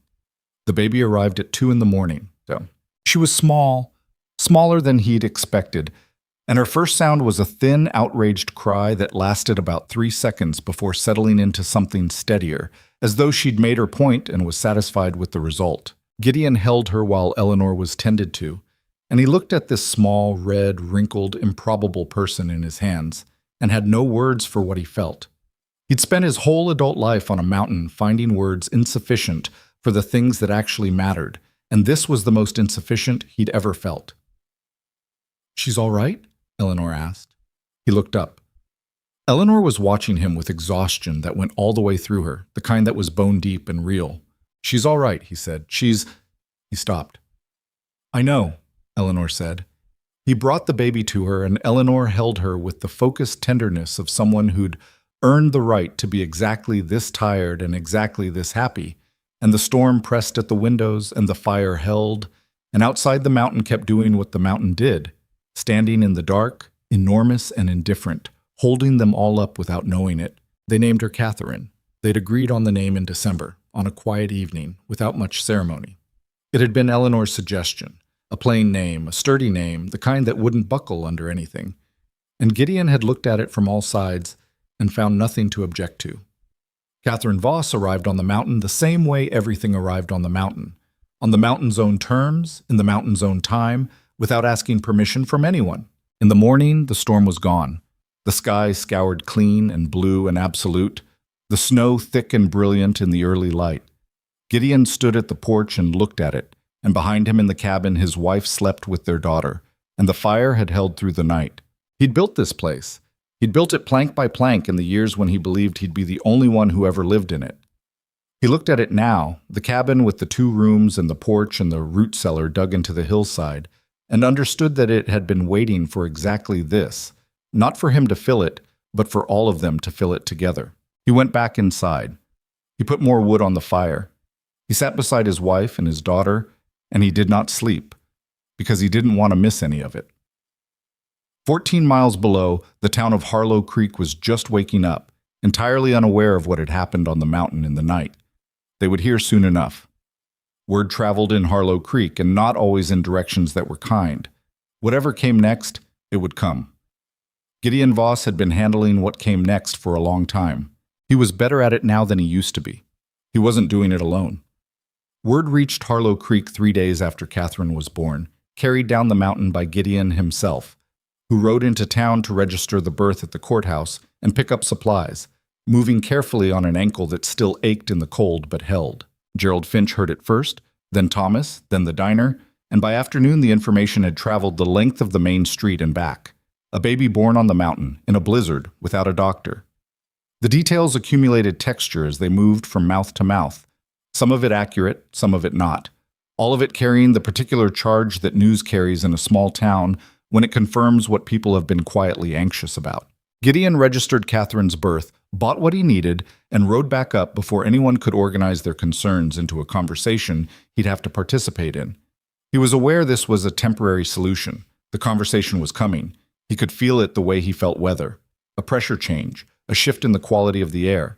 Eleanor was nursing Catherine when he got back, sitting in the chair by the fire with the focused, slightly disheveled look of a woman 2 weeks postpartum who had decided that rest was a thing that happened to other people. She looked up when he came in. "Town?" she asked. "They know." "Of course they do." She looked back down at Catherine. "How bad?" "Nothing direct yet, but Thomas pulled me aside before I left. He says Irma Good has been talking. The birth without a doctor, she's calling it reckless." Eleanor was quiet for a moment. The storm made the trail impassable. There was no choice. "I know that. You know that." He set down the supplies and took off his coat. Irma Good wasn't on the mountain. He said it without bitterness, just as a fact, the way you state a fact about terrain. Eleanor heard the absence of bitterness and seemed to find it more troubling than anger would have been. "What did Thomas say exactly?" she asked. "He said there's talk about whether the county should be involved, whether someone should come up and assess the situation." Gideon sat down at the table. His word, assess. Eleanor looked at Catherine, who was indifferent to county assessments and to everything else except the immediate business at hand. Then she looked at Gideon. "Let them come," she said. "Eleanor, I mean it. If someone wants to come up here and look at how we're raising this child, let them come. Let them see." She shifted Catherine slightly, adjusting with the careful economy of someone still learning a new physical grammar. "I'm not hiding up here. I'm not apologizing for a storm." Gideon looked at her. She had that quality she got when she'd made up her mind about something. Not aggressive, exactly, but settled, the way a foundation settles. Immovable, not because it was fighting anything, but because it was simply there. "All right," he said. "All right," she agreed. The county's representative arrived in April, when Catherine was 2 months old and the trail was passable again, and the mountain had the tentative, freshly washed quality of early spring at elevation. His name was Robert Calder, and he came from the territorial office in the county seat, a full day's ride from Harlow Creek. He was a bureaucrat in the original sense, a man whose job was to apply rules consistently and without particular feeling, and who had learned to wear this function like a coat you couldn't take off. He arrived on a gray gelding with a leather satchel of papers and the expression of a man who had made this ride under protest. Gideon met him at the trailhead. They shook hands. Calder looked at the mountain and then at Gideon, and whatever he was expecting, the scar probably, had featured in the description he'd received, he contained his reaction to a brief pause before speaking. "Mr. Voss, I appreciate you agreeing to this visit." "I didn't agree to it," Gideon said. "But you're welcome on my property." Calder looked at him for a moment. "That's a distinction." "Yes." They rode up to the cabin in the specific silence of two people who have nothing comfortable to say to each other. Eleanor was on the porch when they arrived, Catherine in her arms, and she watched Calder dismount with the same expression she used for assessing everything, direct, unhurried, already working.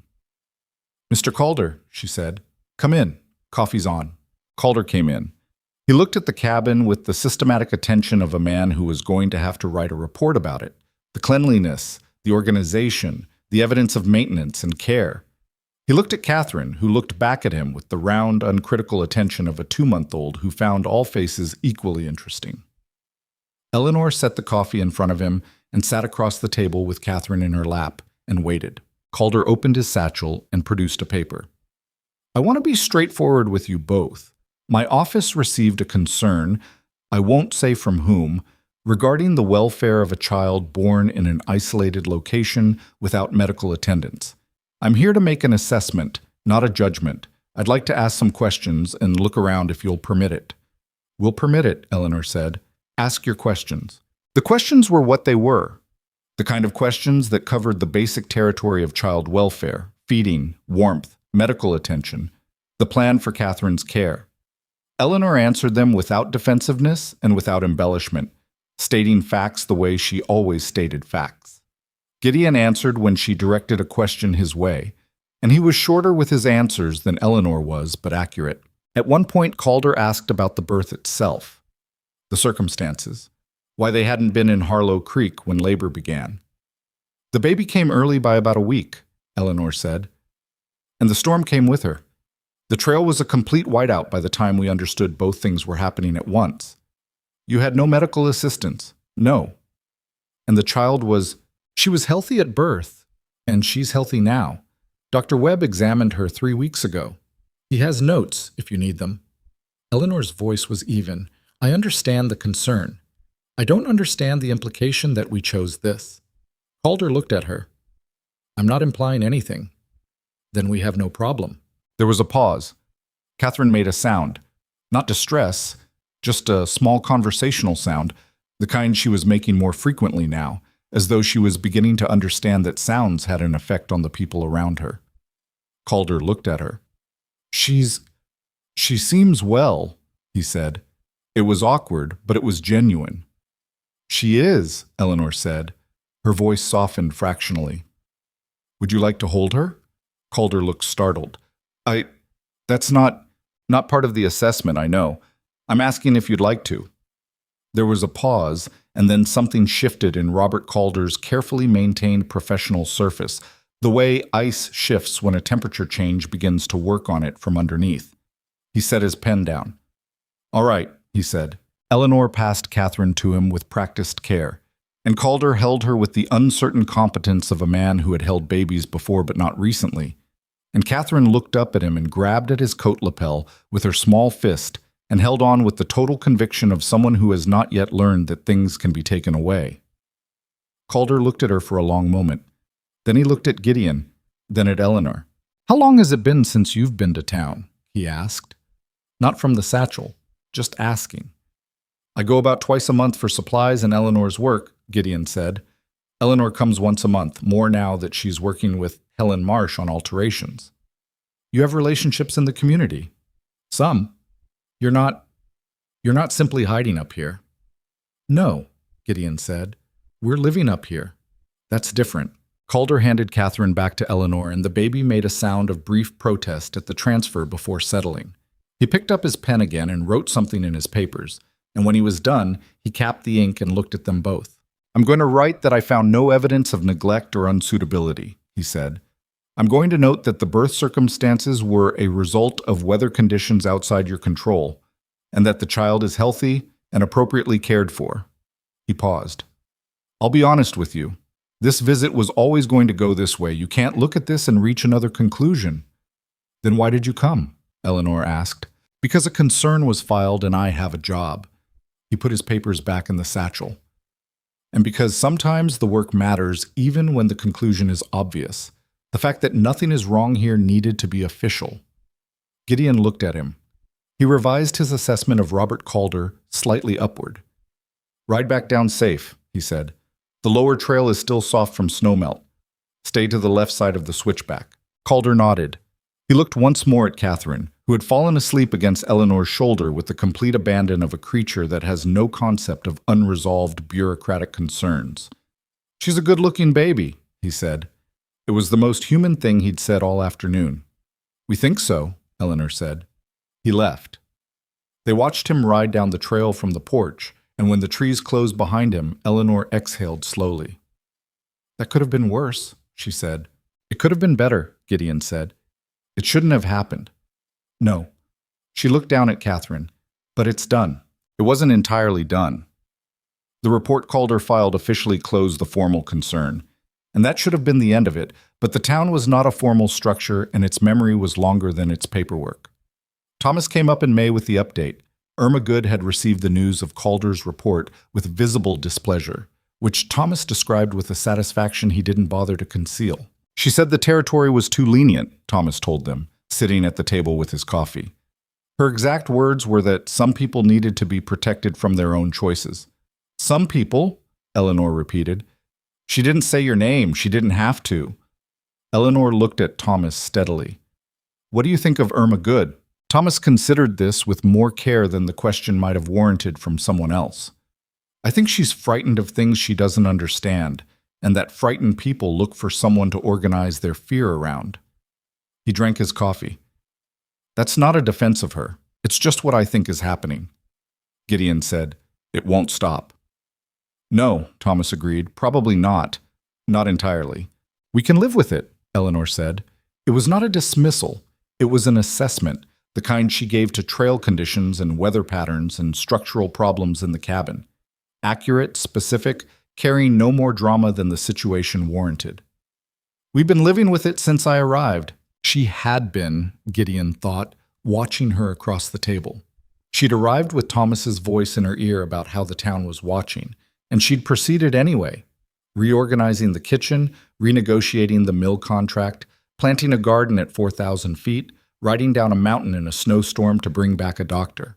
The town had watched all of it. She'd kept going. He'd kept going too, but that was old practice.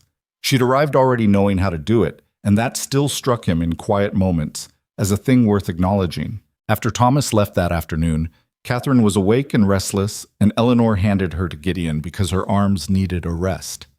He took the baby out to the porch while Eleanor sat inside for a moment of quiet, and he stood with Catherine looking out at the May Mountain, the green coming back in the south-facing meadows, the snow line retreating up the higher elevations, the sky above the peaks a clean and absolute blue. Catherine grabbed at his beard and pulled with the determined focus she brought to most physical investigations, and he carefully detached her fingers, and she grabbed again immediately, and he let her this time, because it was easier and she seemed pleased about it. That's going to be a problem, he told her, when there's more of it. Catherine looked at him with the wide, serious expression she often had, watching him the way Eleanor watched things, with a kind of uncritical intensity that took everything in and evaluated it later. He didn't know what to do with love this size. He hadn't expected it to be this specific. Not a general feeling toward a child, but something that was entirely about this child, her particular face and her particular grip, and the specific sound she made in the morning before anyone came to her. A series of low, conversational noises that suggested she was working something out and didn't require an audience. He'd built this place for one person, and somehow there were now 3 of them in it, and the place held, and he held, and the mountain held, and he still wasn't accustomed to it. Summer arrived, and with it a new development that neither of them had anticipated. Neighbors. Not close neighbors. The Hargreaves family had homesteaded a parcel about 4 miles down the northwest shoulder of the mountain, and Gideon had known they were there in the abstract way you know about people you've never met, who live near enough to be relevant only in emergencies. But that July, a drought that was affecting the lower valley drove their well dry, and Mabel Hargreave arrived at the cabin door on a hot afternoon leading a pack horse and looking like someone who had swallowed a substantial amount of pride to make this trip. She was 40 or so, weathered, direct in the manner of women who'd been on the frontier long enough to have burned through social formality, and she looked at Eleanor with the particular assessment of a woman taking stock of another woman's situation. "I heard you had a spring up here that runs clean," she said. "Our well's gone dry. I've got 3 children, and I'm about done hauling water from the creek, which isn't clean, and I was told you might be willing to negotiate." "Come in," Eleanor said. "Tell me about your well." Mabel came in. Catherine was in the rope crib Gideon had built against the far wall, awake but quiet, watching the ceiling with the philosophical attention she gave to ceilings. Mabel looked at her, and then at Eleanor. "How old?" she asked. 5 months? "She looks healthy." "She is." Mabel sat at the table and drank the water Eleanor gave her, and they talked about the well and the spring, and what came out of it was an arrangement. The Hargreaves would have access to the spring in exchange for labor trade, Mabel's husband coming up twice a week to help with the heavy work that Gideon's ankle limited, which Gideon had not mentioned and Eleanor had not either, but which Mabel apparently already knew about because word traveled. When Mabel left, Gideon said, "You negotiated that faster than I would have." "She was afraid you'd say no," Eleanor said. "She needed to know quickly. Dragging it out would have been cruel." "How do you know she was afraid?" "She came 4 miles in the heat with a pack horse. She wasn't going to do that casually." Eleanor picked up Catherine, who had started making the early warning sounds of impending hunger. People who are frightened move fast when they've made up their minds. "I recognize it." He looked at her. "From experience." From experience, she agreed. Mabel's husband, Roy, turned out to be a quiet man with large, capable hands and the rare gift of being able to work alongside someone without requiring conversation, which Gideon found he respected enormously. Roy helped rebuild the east fence over 2 weeks in August, working with the steady competence of someone who understood materials and didn't cut corners, and when it was done, the fence was better than it had been before the winter had damaged it. Their daughter, Ida, came up with her mother twice and became profoundly interested in Catherine, who received this attention with the regal tolerance of an infant who has not yet developed an opinion of other children but is open to them. By September, Eleanor and Mabel had established a pattern of Sunday visits that neither of them had formally proposed, but that had simply materialized, the way some things do, out of practical necessity becoming something else. "You have a friend," Gideon told Eleanor one Sunday evening after Mabel had ridden back down. "I have a neighbor," Eleanor said, which was her way of not overstating a thing, but she was in a better mood than usual for the rest of the day, which he noted. The formal challenge came in October. It arrived as a letter, which was somehow more serious than a visit would have been. Letters required decisions and processes and official signatures. The letter came from the county seat and bore the name of a welfare inspector, not Robert Calder this time, but a woman named Frances Whitmore, and it stated that a petition had been filed by concerned citizens of Harlow Creek requesting a formal review of the child-rearing conditions at the Voss homestead on Granger's Peak. Gideon read it twice. Then he set it on the table and sat down. Eleanor read it. She read it with the focused stillness she brought to anything important, and when she finished, she set it down carefully, the way you set down a thing you're not going to let yourself throw. "Petition," she said. "Yes." "Multiple concerned citizens." "That's what it says." She was quiet for a moment, then, "Who do you think?" "Irma Good, almost certainly. Her husband. Probably 2 or 3 others who'd rather feel righteous than be specific." He looked at the letter. "It doesn't matter who." "No?" Eleanor picked the letter up again. "It matters what we do." "You said let them come." "I still say that." She looked at him. "But this time I want to be ready. Not reactive. Ready." She wrote to Dr. Webb that week. She wrote to Robert Calder, whose report she had the sense to have kept a copy of. She wrote to Helen Marsh, which was a more complicated letter, but Helen Marsh had opinions about this situation, and Eleanor had correctly assessed that those opinions, coming from a woman of Helen's standing in the community, would carry weight. Helen wrote back within a week. The letter was 3 pages. Gideon read it at Eleanor's invitation and was surprised by its firmness. Helen Marsh, wife of the mill owner, was not someone anyone had apparently expected to take sides, and she had taken one with the crisp precision of a woman who understood that precision, in matters like this, was its own kind of power. "I will not sign any petition against Eleanor and Gideon Voss," Helen wrote, in the section Eleanor showed him. "I will say publicly that I have visited that homestead and found it to be run with more competence and care than many households I could name at lower elevation. If someone wishes to debate this, they may do so with me directly." "She's something," Gideon said. "She's been underestimated for 20 years, Eleanor said. It made her sharp. Frances Whitmore arrived in November, on a clear day after the first hard frost, accompanied by a deputy from the county sheriff's office who appeared uncomfortable with the assignment and spent most of the visit looking at the middle distance. Whitmore herself was a small woman in her 50s with gray-streaked hair and wire-rimmed glasses, and she had the kind of presence that didn't require physical size.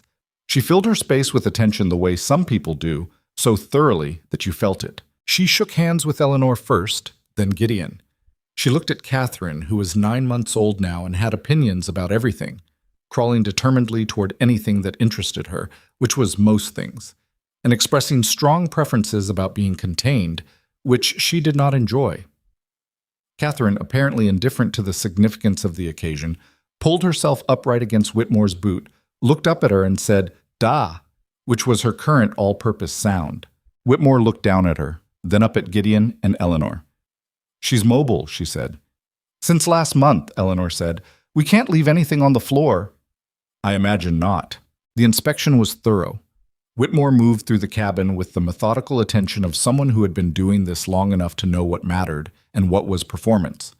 She looked at the food stores, the cleanliness, the heating situation, the sleeping arrangement for Catherine, the proximity of potential hazards, The quality of the water. She asked questions and wrote the answers and did not editorialize. When she was done with the inside, she went outside and looked at the yard and the barn and the garden. The fall garden, Eleanor's second attempt, which had produced enough to matter and showed signs of someone who was learning from the first year's results.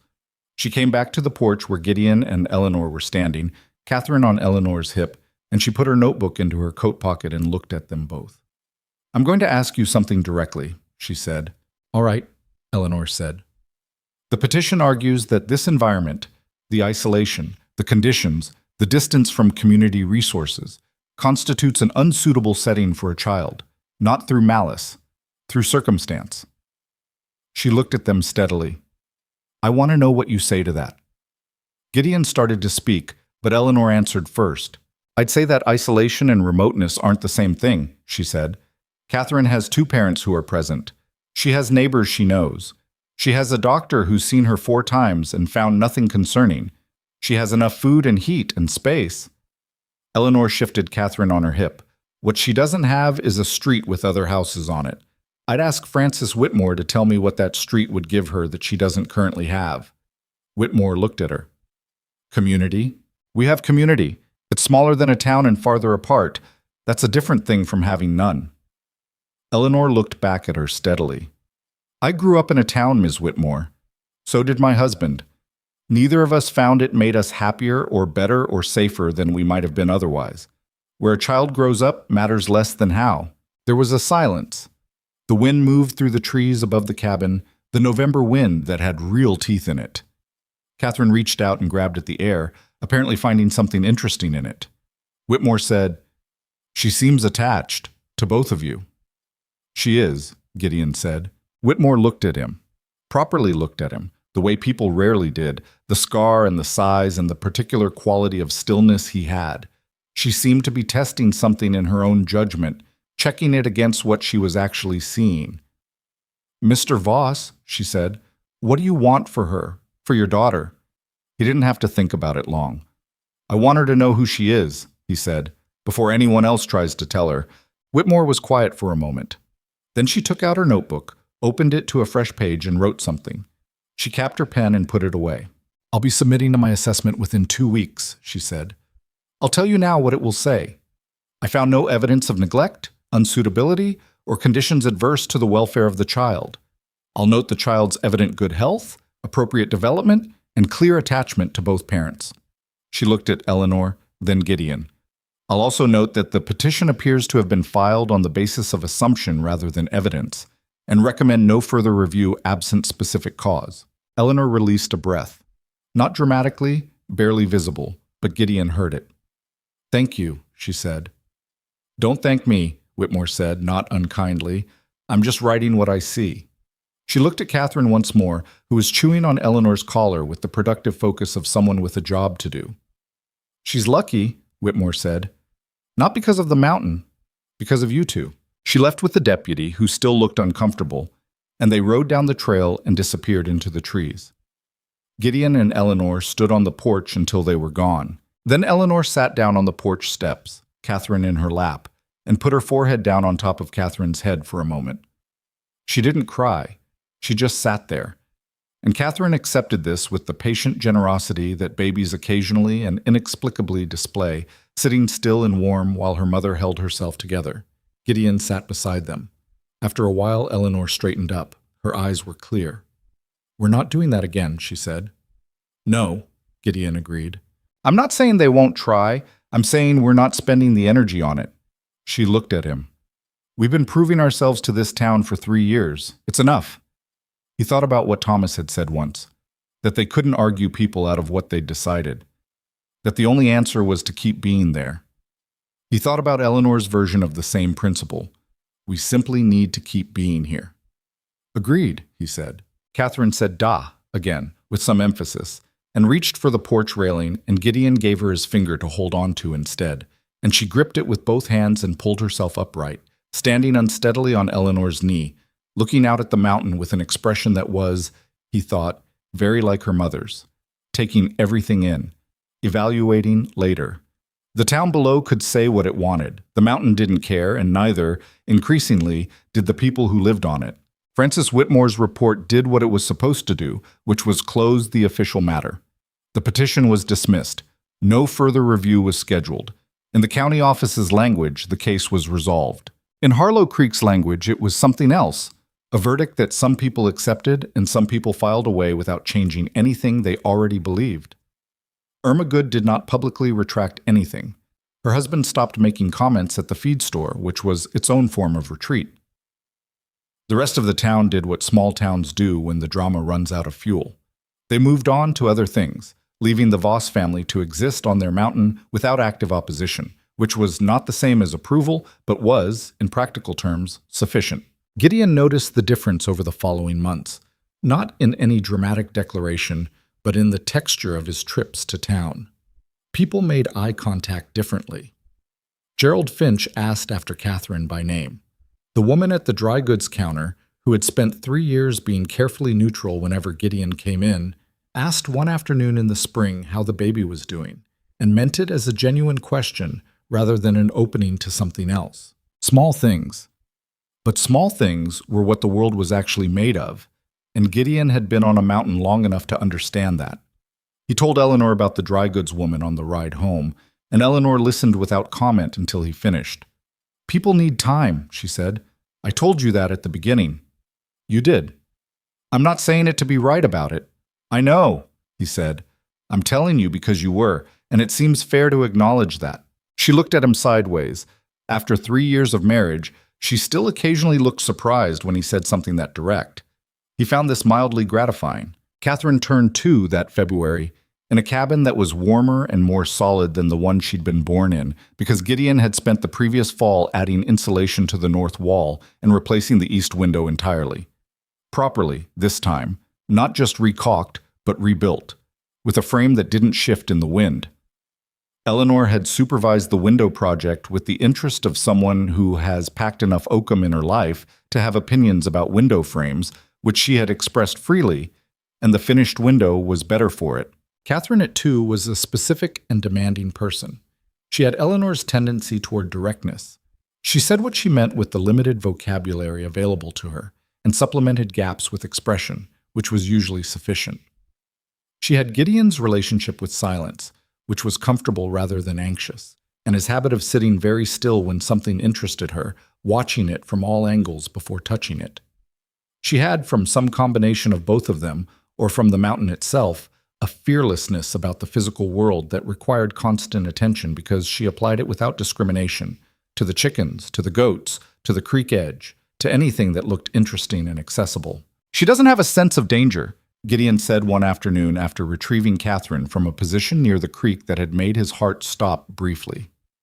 "She has one," Eleanor said. "She's just testing it." "That's not a comforting distinction." "No," Eleanor agreed, "but it's accurate."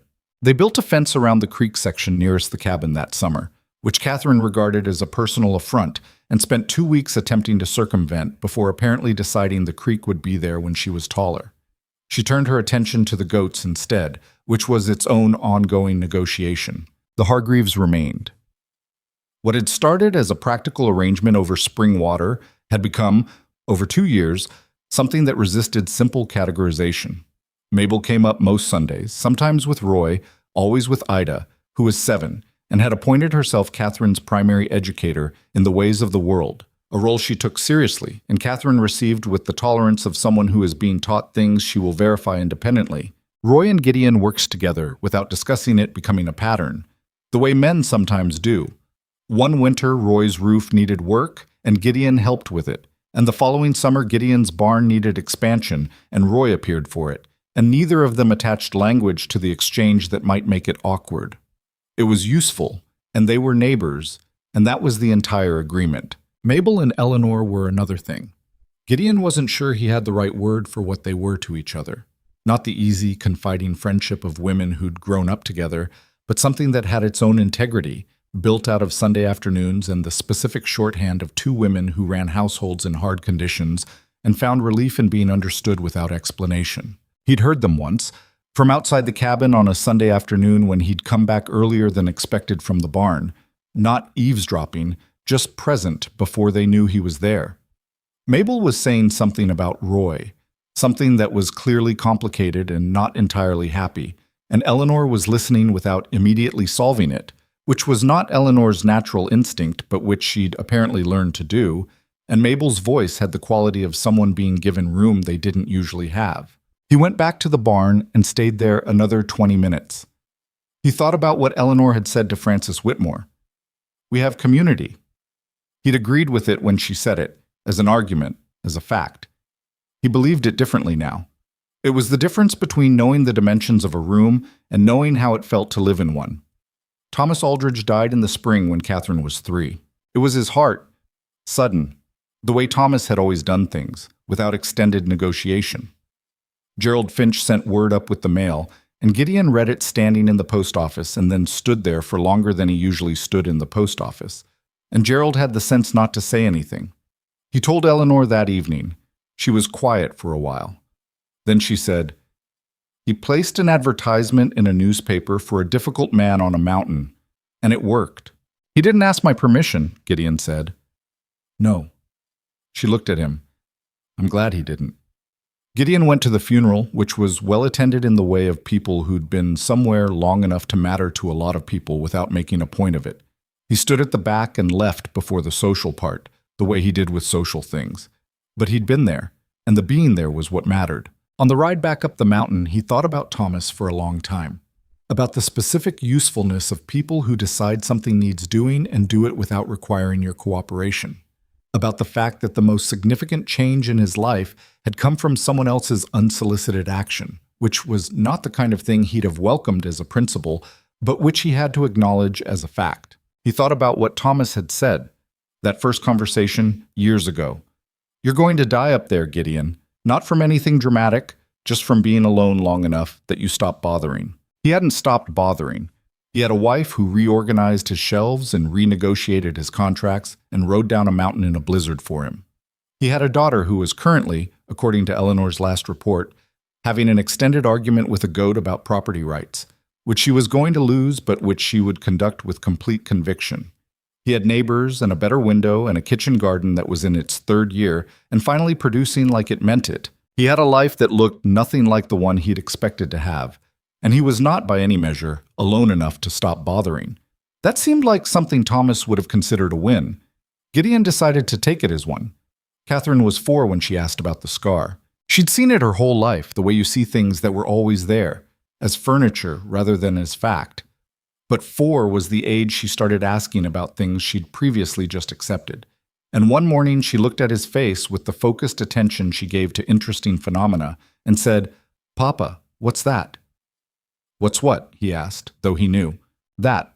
She pointed, with the confident directness of a child who has not yet learned that pointing at people is rude, or possibly has learned and finds it irrelevant. "A scar," he said. "From what?" Eleanor looked up from the stove.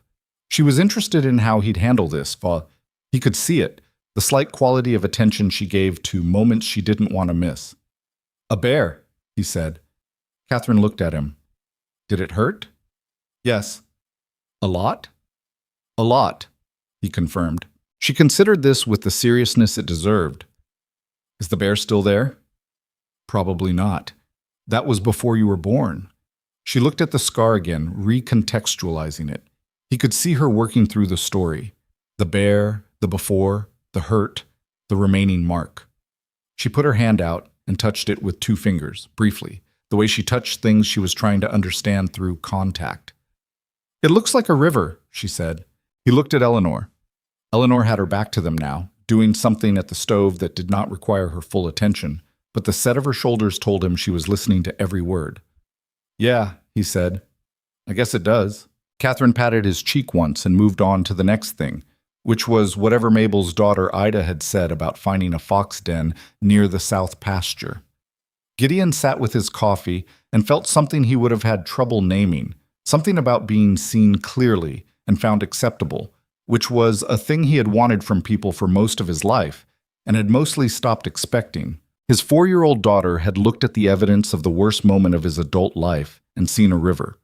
He sat with that for a long time. Eleanor started teaching Catherine to read that winter, which Gideon had expected, and to sew, which he had also expected, and to identify plants by their properties: edible, medicinal, hazardous, which he had not entirely expected, but which Eleanor said was practical knowledge no one should be without. Catherine received all of this with the same appetite she brought to everything: total commitment, frequent questions, and a tendency to test the information against her own observations, which sometimes produced corrections that Eleanor accepted without embarrassment and sometimes produced conclusions that required gentle redirection. "She argues," Gideon said one evening. "Yes," Eleanor said. "She does. With you, too. Especially with me." She didn't sound bothered by this. "She should.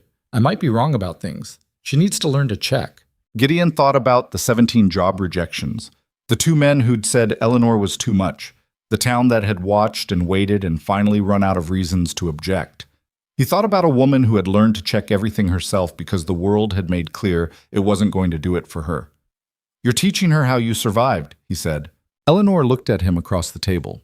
It was a direct thing to say, and he'd said it directly, and she had the expression she sometimes had when he did that, a kind of quiet surprise, not because she hadn't known it, but because she hadn't expected him to see it and name it. "Yes," she said. "I suppose I am." "Good," he said. She looked at him for another moment.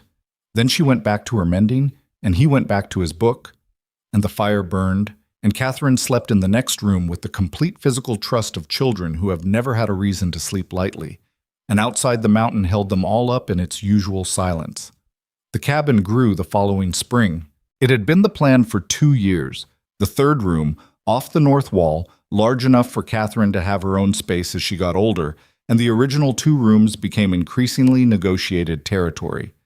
Gideon drew the plans over the winter, and in April Roy Hargreave came up, and they built it together over 3 weeks, working in the particular rhythm they'd developed over years, which required almost no verbal coordination. Eleanor made decisions about the interior that Gideon deferred to without discussion, because he'd learned years ago that her spatial sense was better than his, and there was no profit in pretending otherwise.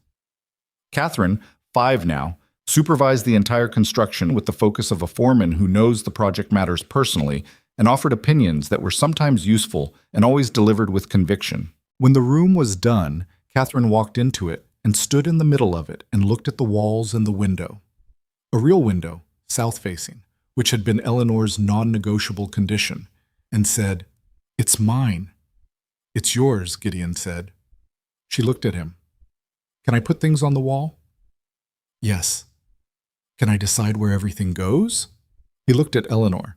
Eleanor looked at him with an expression that said this was absolutely his to handle. "Yes," he said. Catherine nodded, satisfied, and began conducting a survey of her property. Gideon and Eleanor stood in the doorway and watched her. "We made that," Eleanor said quietly. Not grand about it, just saying a fact. "Yes," he said. "She's going to be something," Eleanor said. "She already is something," Gideon said. "She's arguing with Roy about nail placement." Eleanor laughed. It was a real laugh, the kind she didn't produce for effect, and it did what her laughs always did. Surprised him slightly, because she kept it rare enough that it still registered. The years that followed were not without difficulty, because nothing on a mountain at 4,000 feet was without difficulty, and because 2 imperfect people raising an increasingly opinionated child in an isolated homestead were never going to run out of things to navigate. There were winters that tested the infrastructure and winters that tested them personally.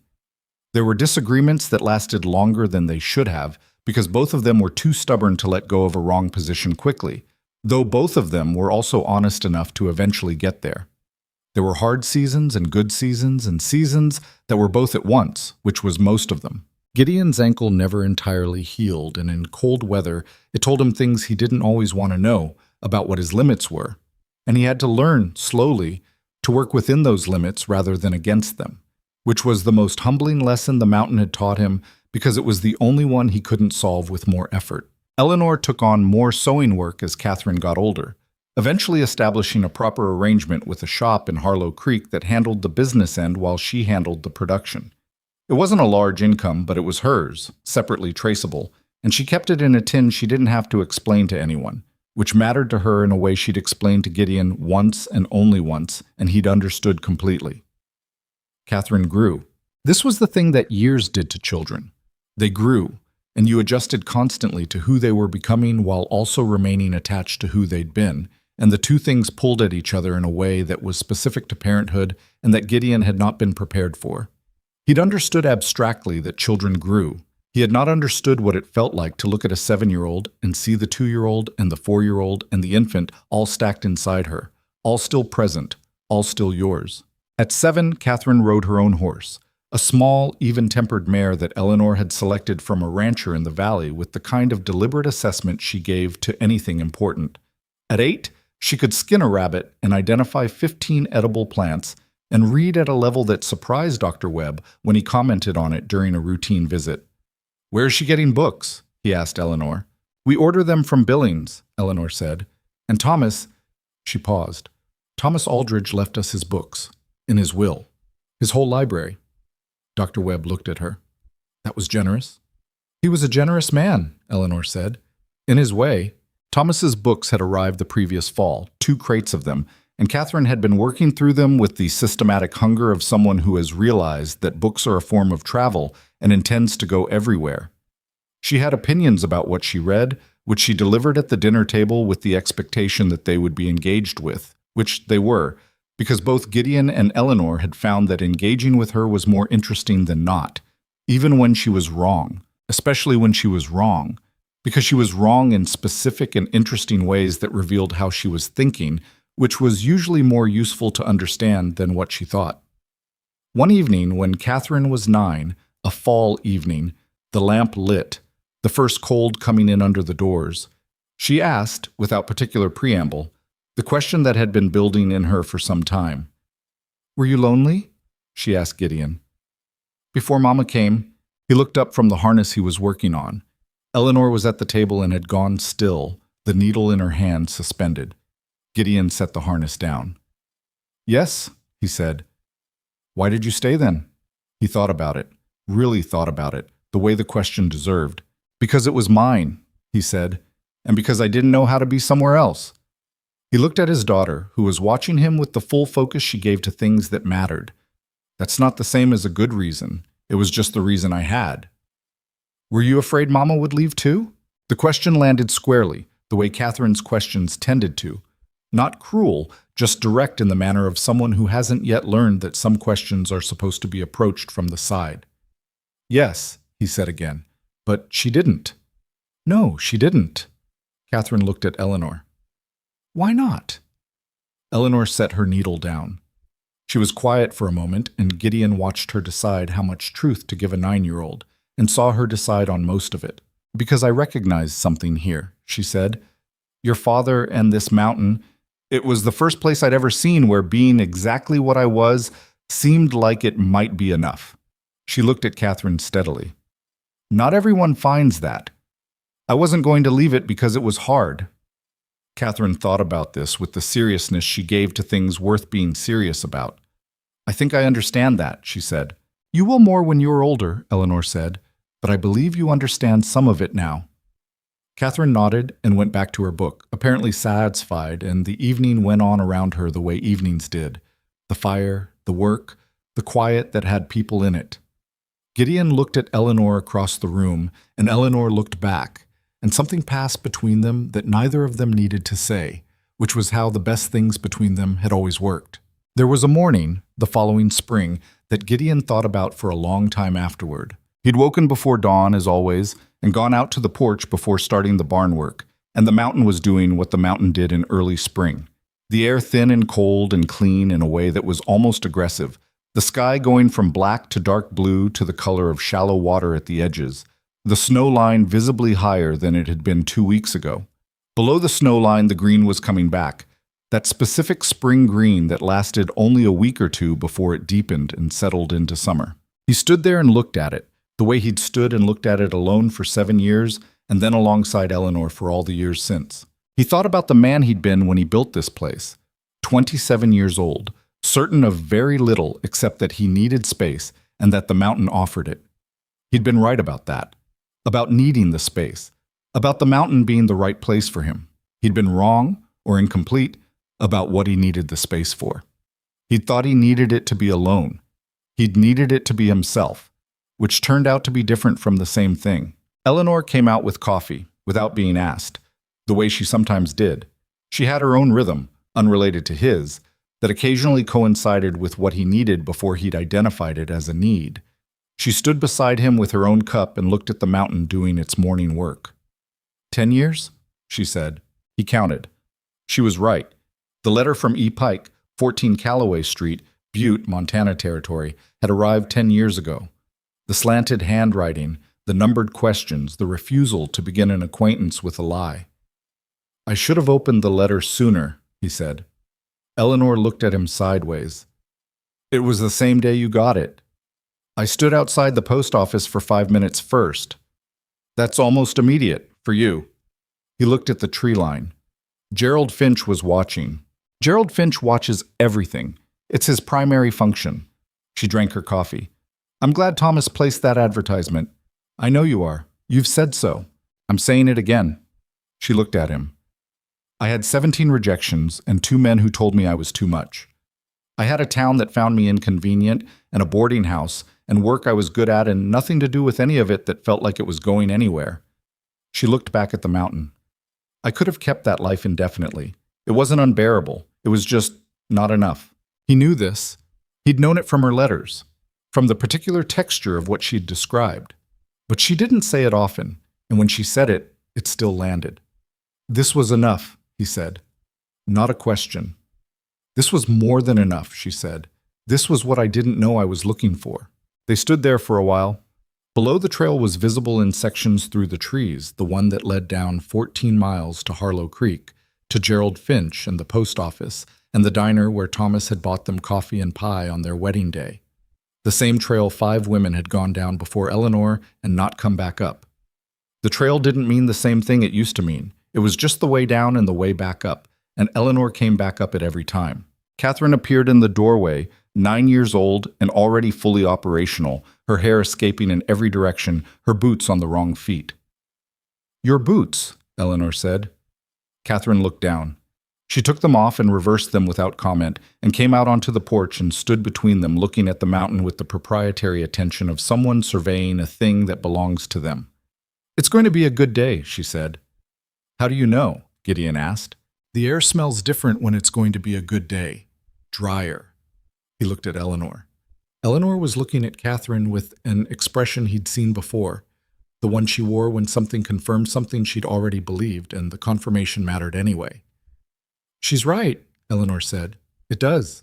Catherine leaned against Gideon's arm with the unconscious ease of a child who has never had to calculate whether she's welcome, and looked out at the mountain she'd been born on, the mountain that had frightened 5 women away and kept her mother here, the mountain that was hers, the way it was theirs, by living in it and working in it and belonging to it through sheer accumulated presence. She didn't know yet what the mountain had meant before her. She would, eventually. Gideon and Eleanor would tell her, in pieces, over years, the way you tell children the true things gradually, so the weight doesn't come all at once. She'd learn about the letters and the trial and the 5 women and the petition and the inspection and all the ways the world had organized itself against the idea of them before finally running out of arguments. She'd learned that her father had stood on this porch alone for 7 years and believed, on the evidence available to him, that this was simply what his life was. She'd learned that her mother had sat in a boarding house in Butte and added up 17 rejections and 2 disappointments and arrived not at defeat, but at a different kind of calculation. If none of these places want me as I am, then I need to find the place that does. She'd learned that finding your place is not a gentle thing. It doesn't come with announcement. It arrives looking like a risk, like an advertisement in a newspaper, like a letter with slanted handwriting, like a mountain trail at the end of a long ride, like a man with a scar who tells you the truth about how many people have already left. And you have to decide with whatever courage you have whether the truth is a reason to go or a reason to stay. Eleanor had stayed. Gideon had let her. That was the whole story. And it was also almost nothing of the story, because what happened between those 2 facts was a life. Imperfect, difficult, built piece by piece out of honest work and honest words, and the accumulated decision made over and over to keep being there. The mountain didn't care about any of it. The mountain didn't care about the gossip or the petition or the 5 women or the scar or the 17 rejections. The mountain just stood there, as it had always stood, holding the ground under people's feet whether they deserved it or not, whether they'd earned it or not, whether anyone in the valley below thought they should have it or not. That was what Gideon had understood about this place from the beginning, the thing he'd never quite managed to explain to anyone who hadn't stood on it. The mountain didn't ask you to justify yourself. It asked you to show up and do the work. And if you did, it held you. He'd done the work. Eleanor had done the work. Catherine was already doing it, in the way of children who are being raised to understand that life is not given, but built. On the porch of a cabin that had grown from 1 room to 3, with a kitchen garden that was in its 7th year, with a spring that the Hargreaves used, with books that had belonged to Thomas stacked in the room they'd added for a daughter who had opinions about everything, Gideon Voss stood in the spring morning with his wife and his child and looked at the mountain. He was not a happy man in the way that suggested happiness was a destination he'd arrived at. He was something more durable than that. He was a man who had found out what he was made of, slowly, through difficulty, alongside a woman who had done the same, and they had built something that was entirely theirs and that no amount of petitions or assessments or sideways town commentary had managed to take from them. The world had decided he was too much, too scarred, too silent, too remote, too different. The world had made the same decision about Eleanor, and Eleanor had done what she always did, noted the information, declined to be governed by it, and moved on to what was actually true. What was actually true was this morning, this porch, this mountain, this child between them who looked at a grizzly scar and saw a river. Whatever the world had thought they were this. Whatever judgment had been leveled at them from 14 miles below, this was what had actually happened. 2 people who had been told they were too much had found each other and discovered that too much together was exactly enough. The sun came over the eastern ridge and hit the snowfields above the tree line, and the whole mountain lit up the way it did some mornings. Not every morning, not even most mornings, but sometimes, when the conditions were right, it went briefly brilliant, the white and the gold and the blue of it, almost more than the eye could sort through. Gideon saw it. Eleanor saw it. Catherine made a sound that wasn't a word, just a sound, involuntary, the sound a person makes when something beautiful arrives without warning, and the body responds before the mind catches up. And then it passed, and the mountain was just the mountain again, and they went inside to start the day.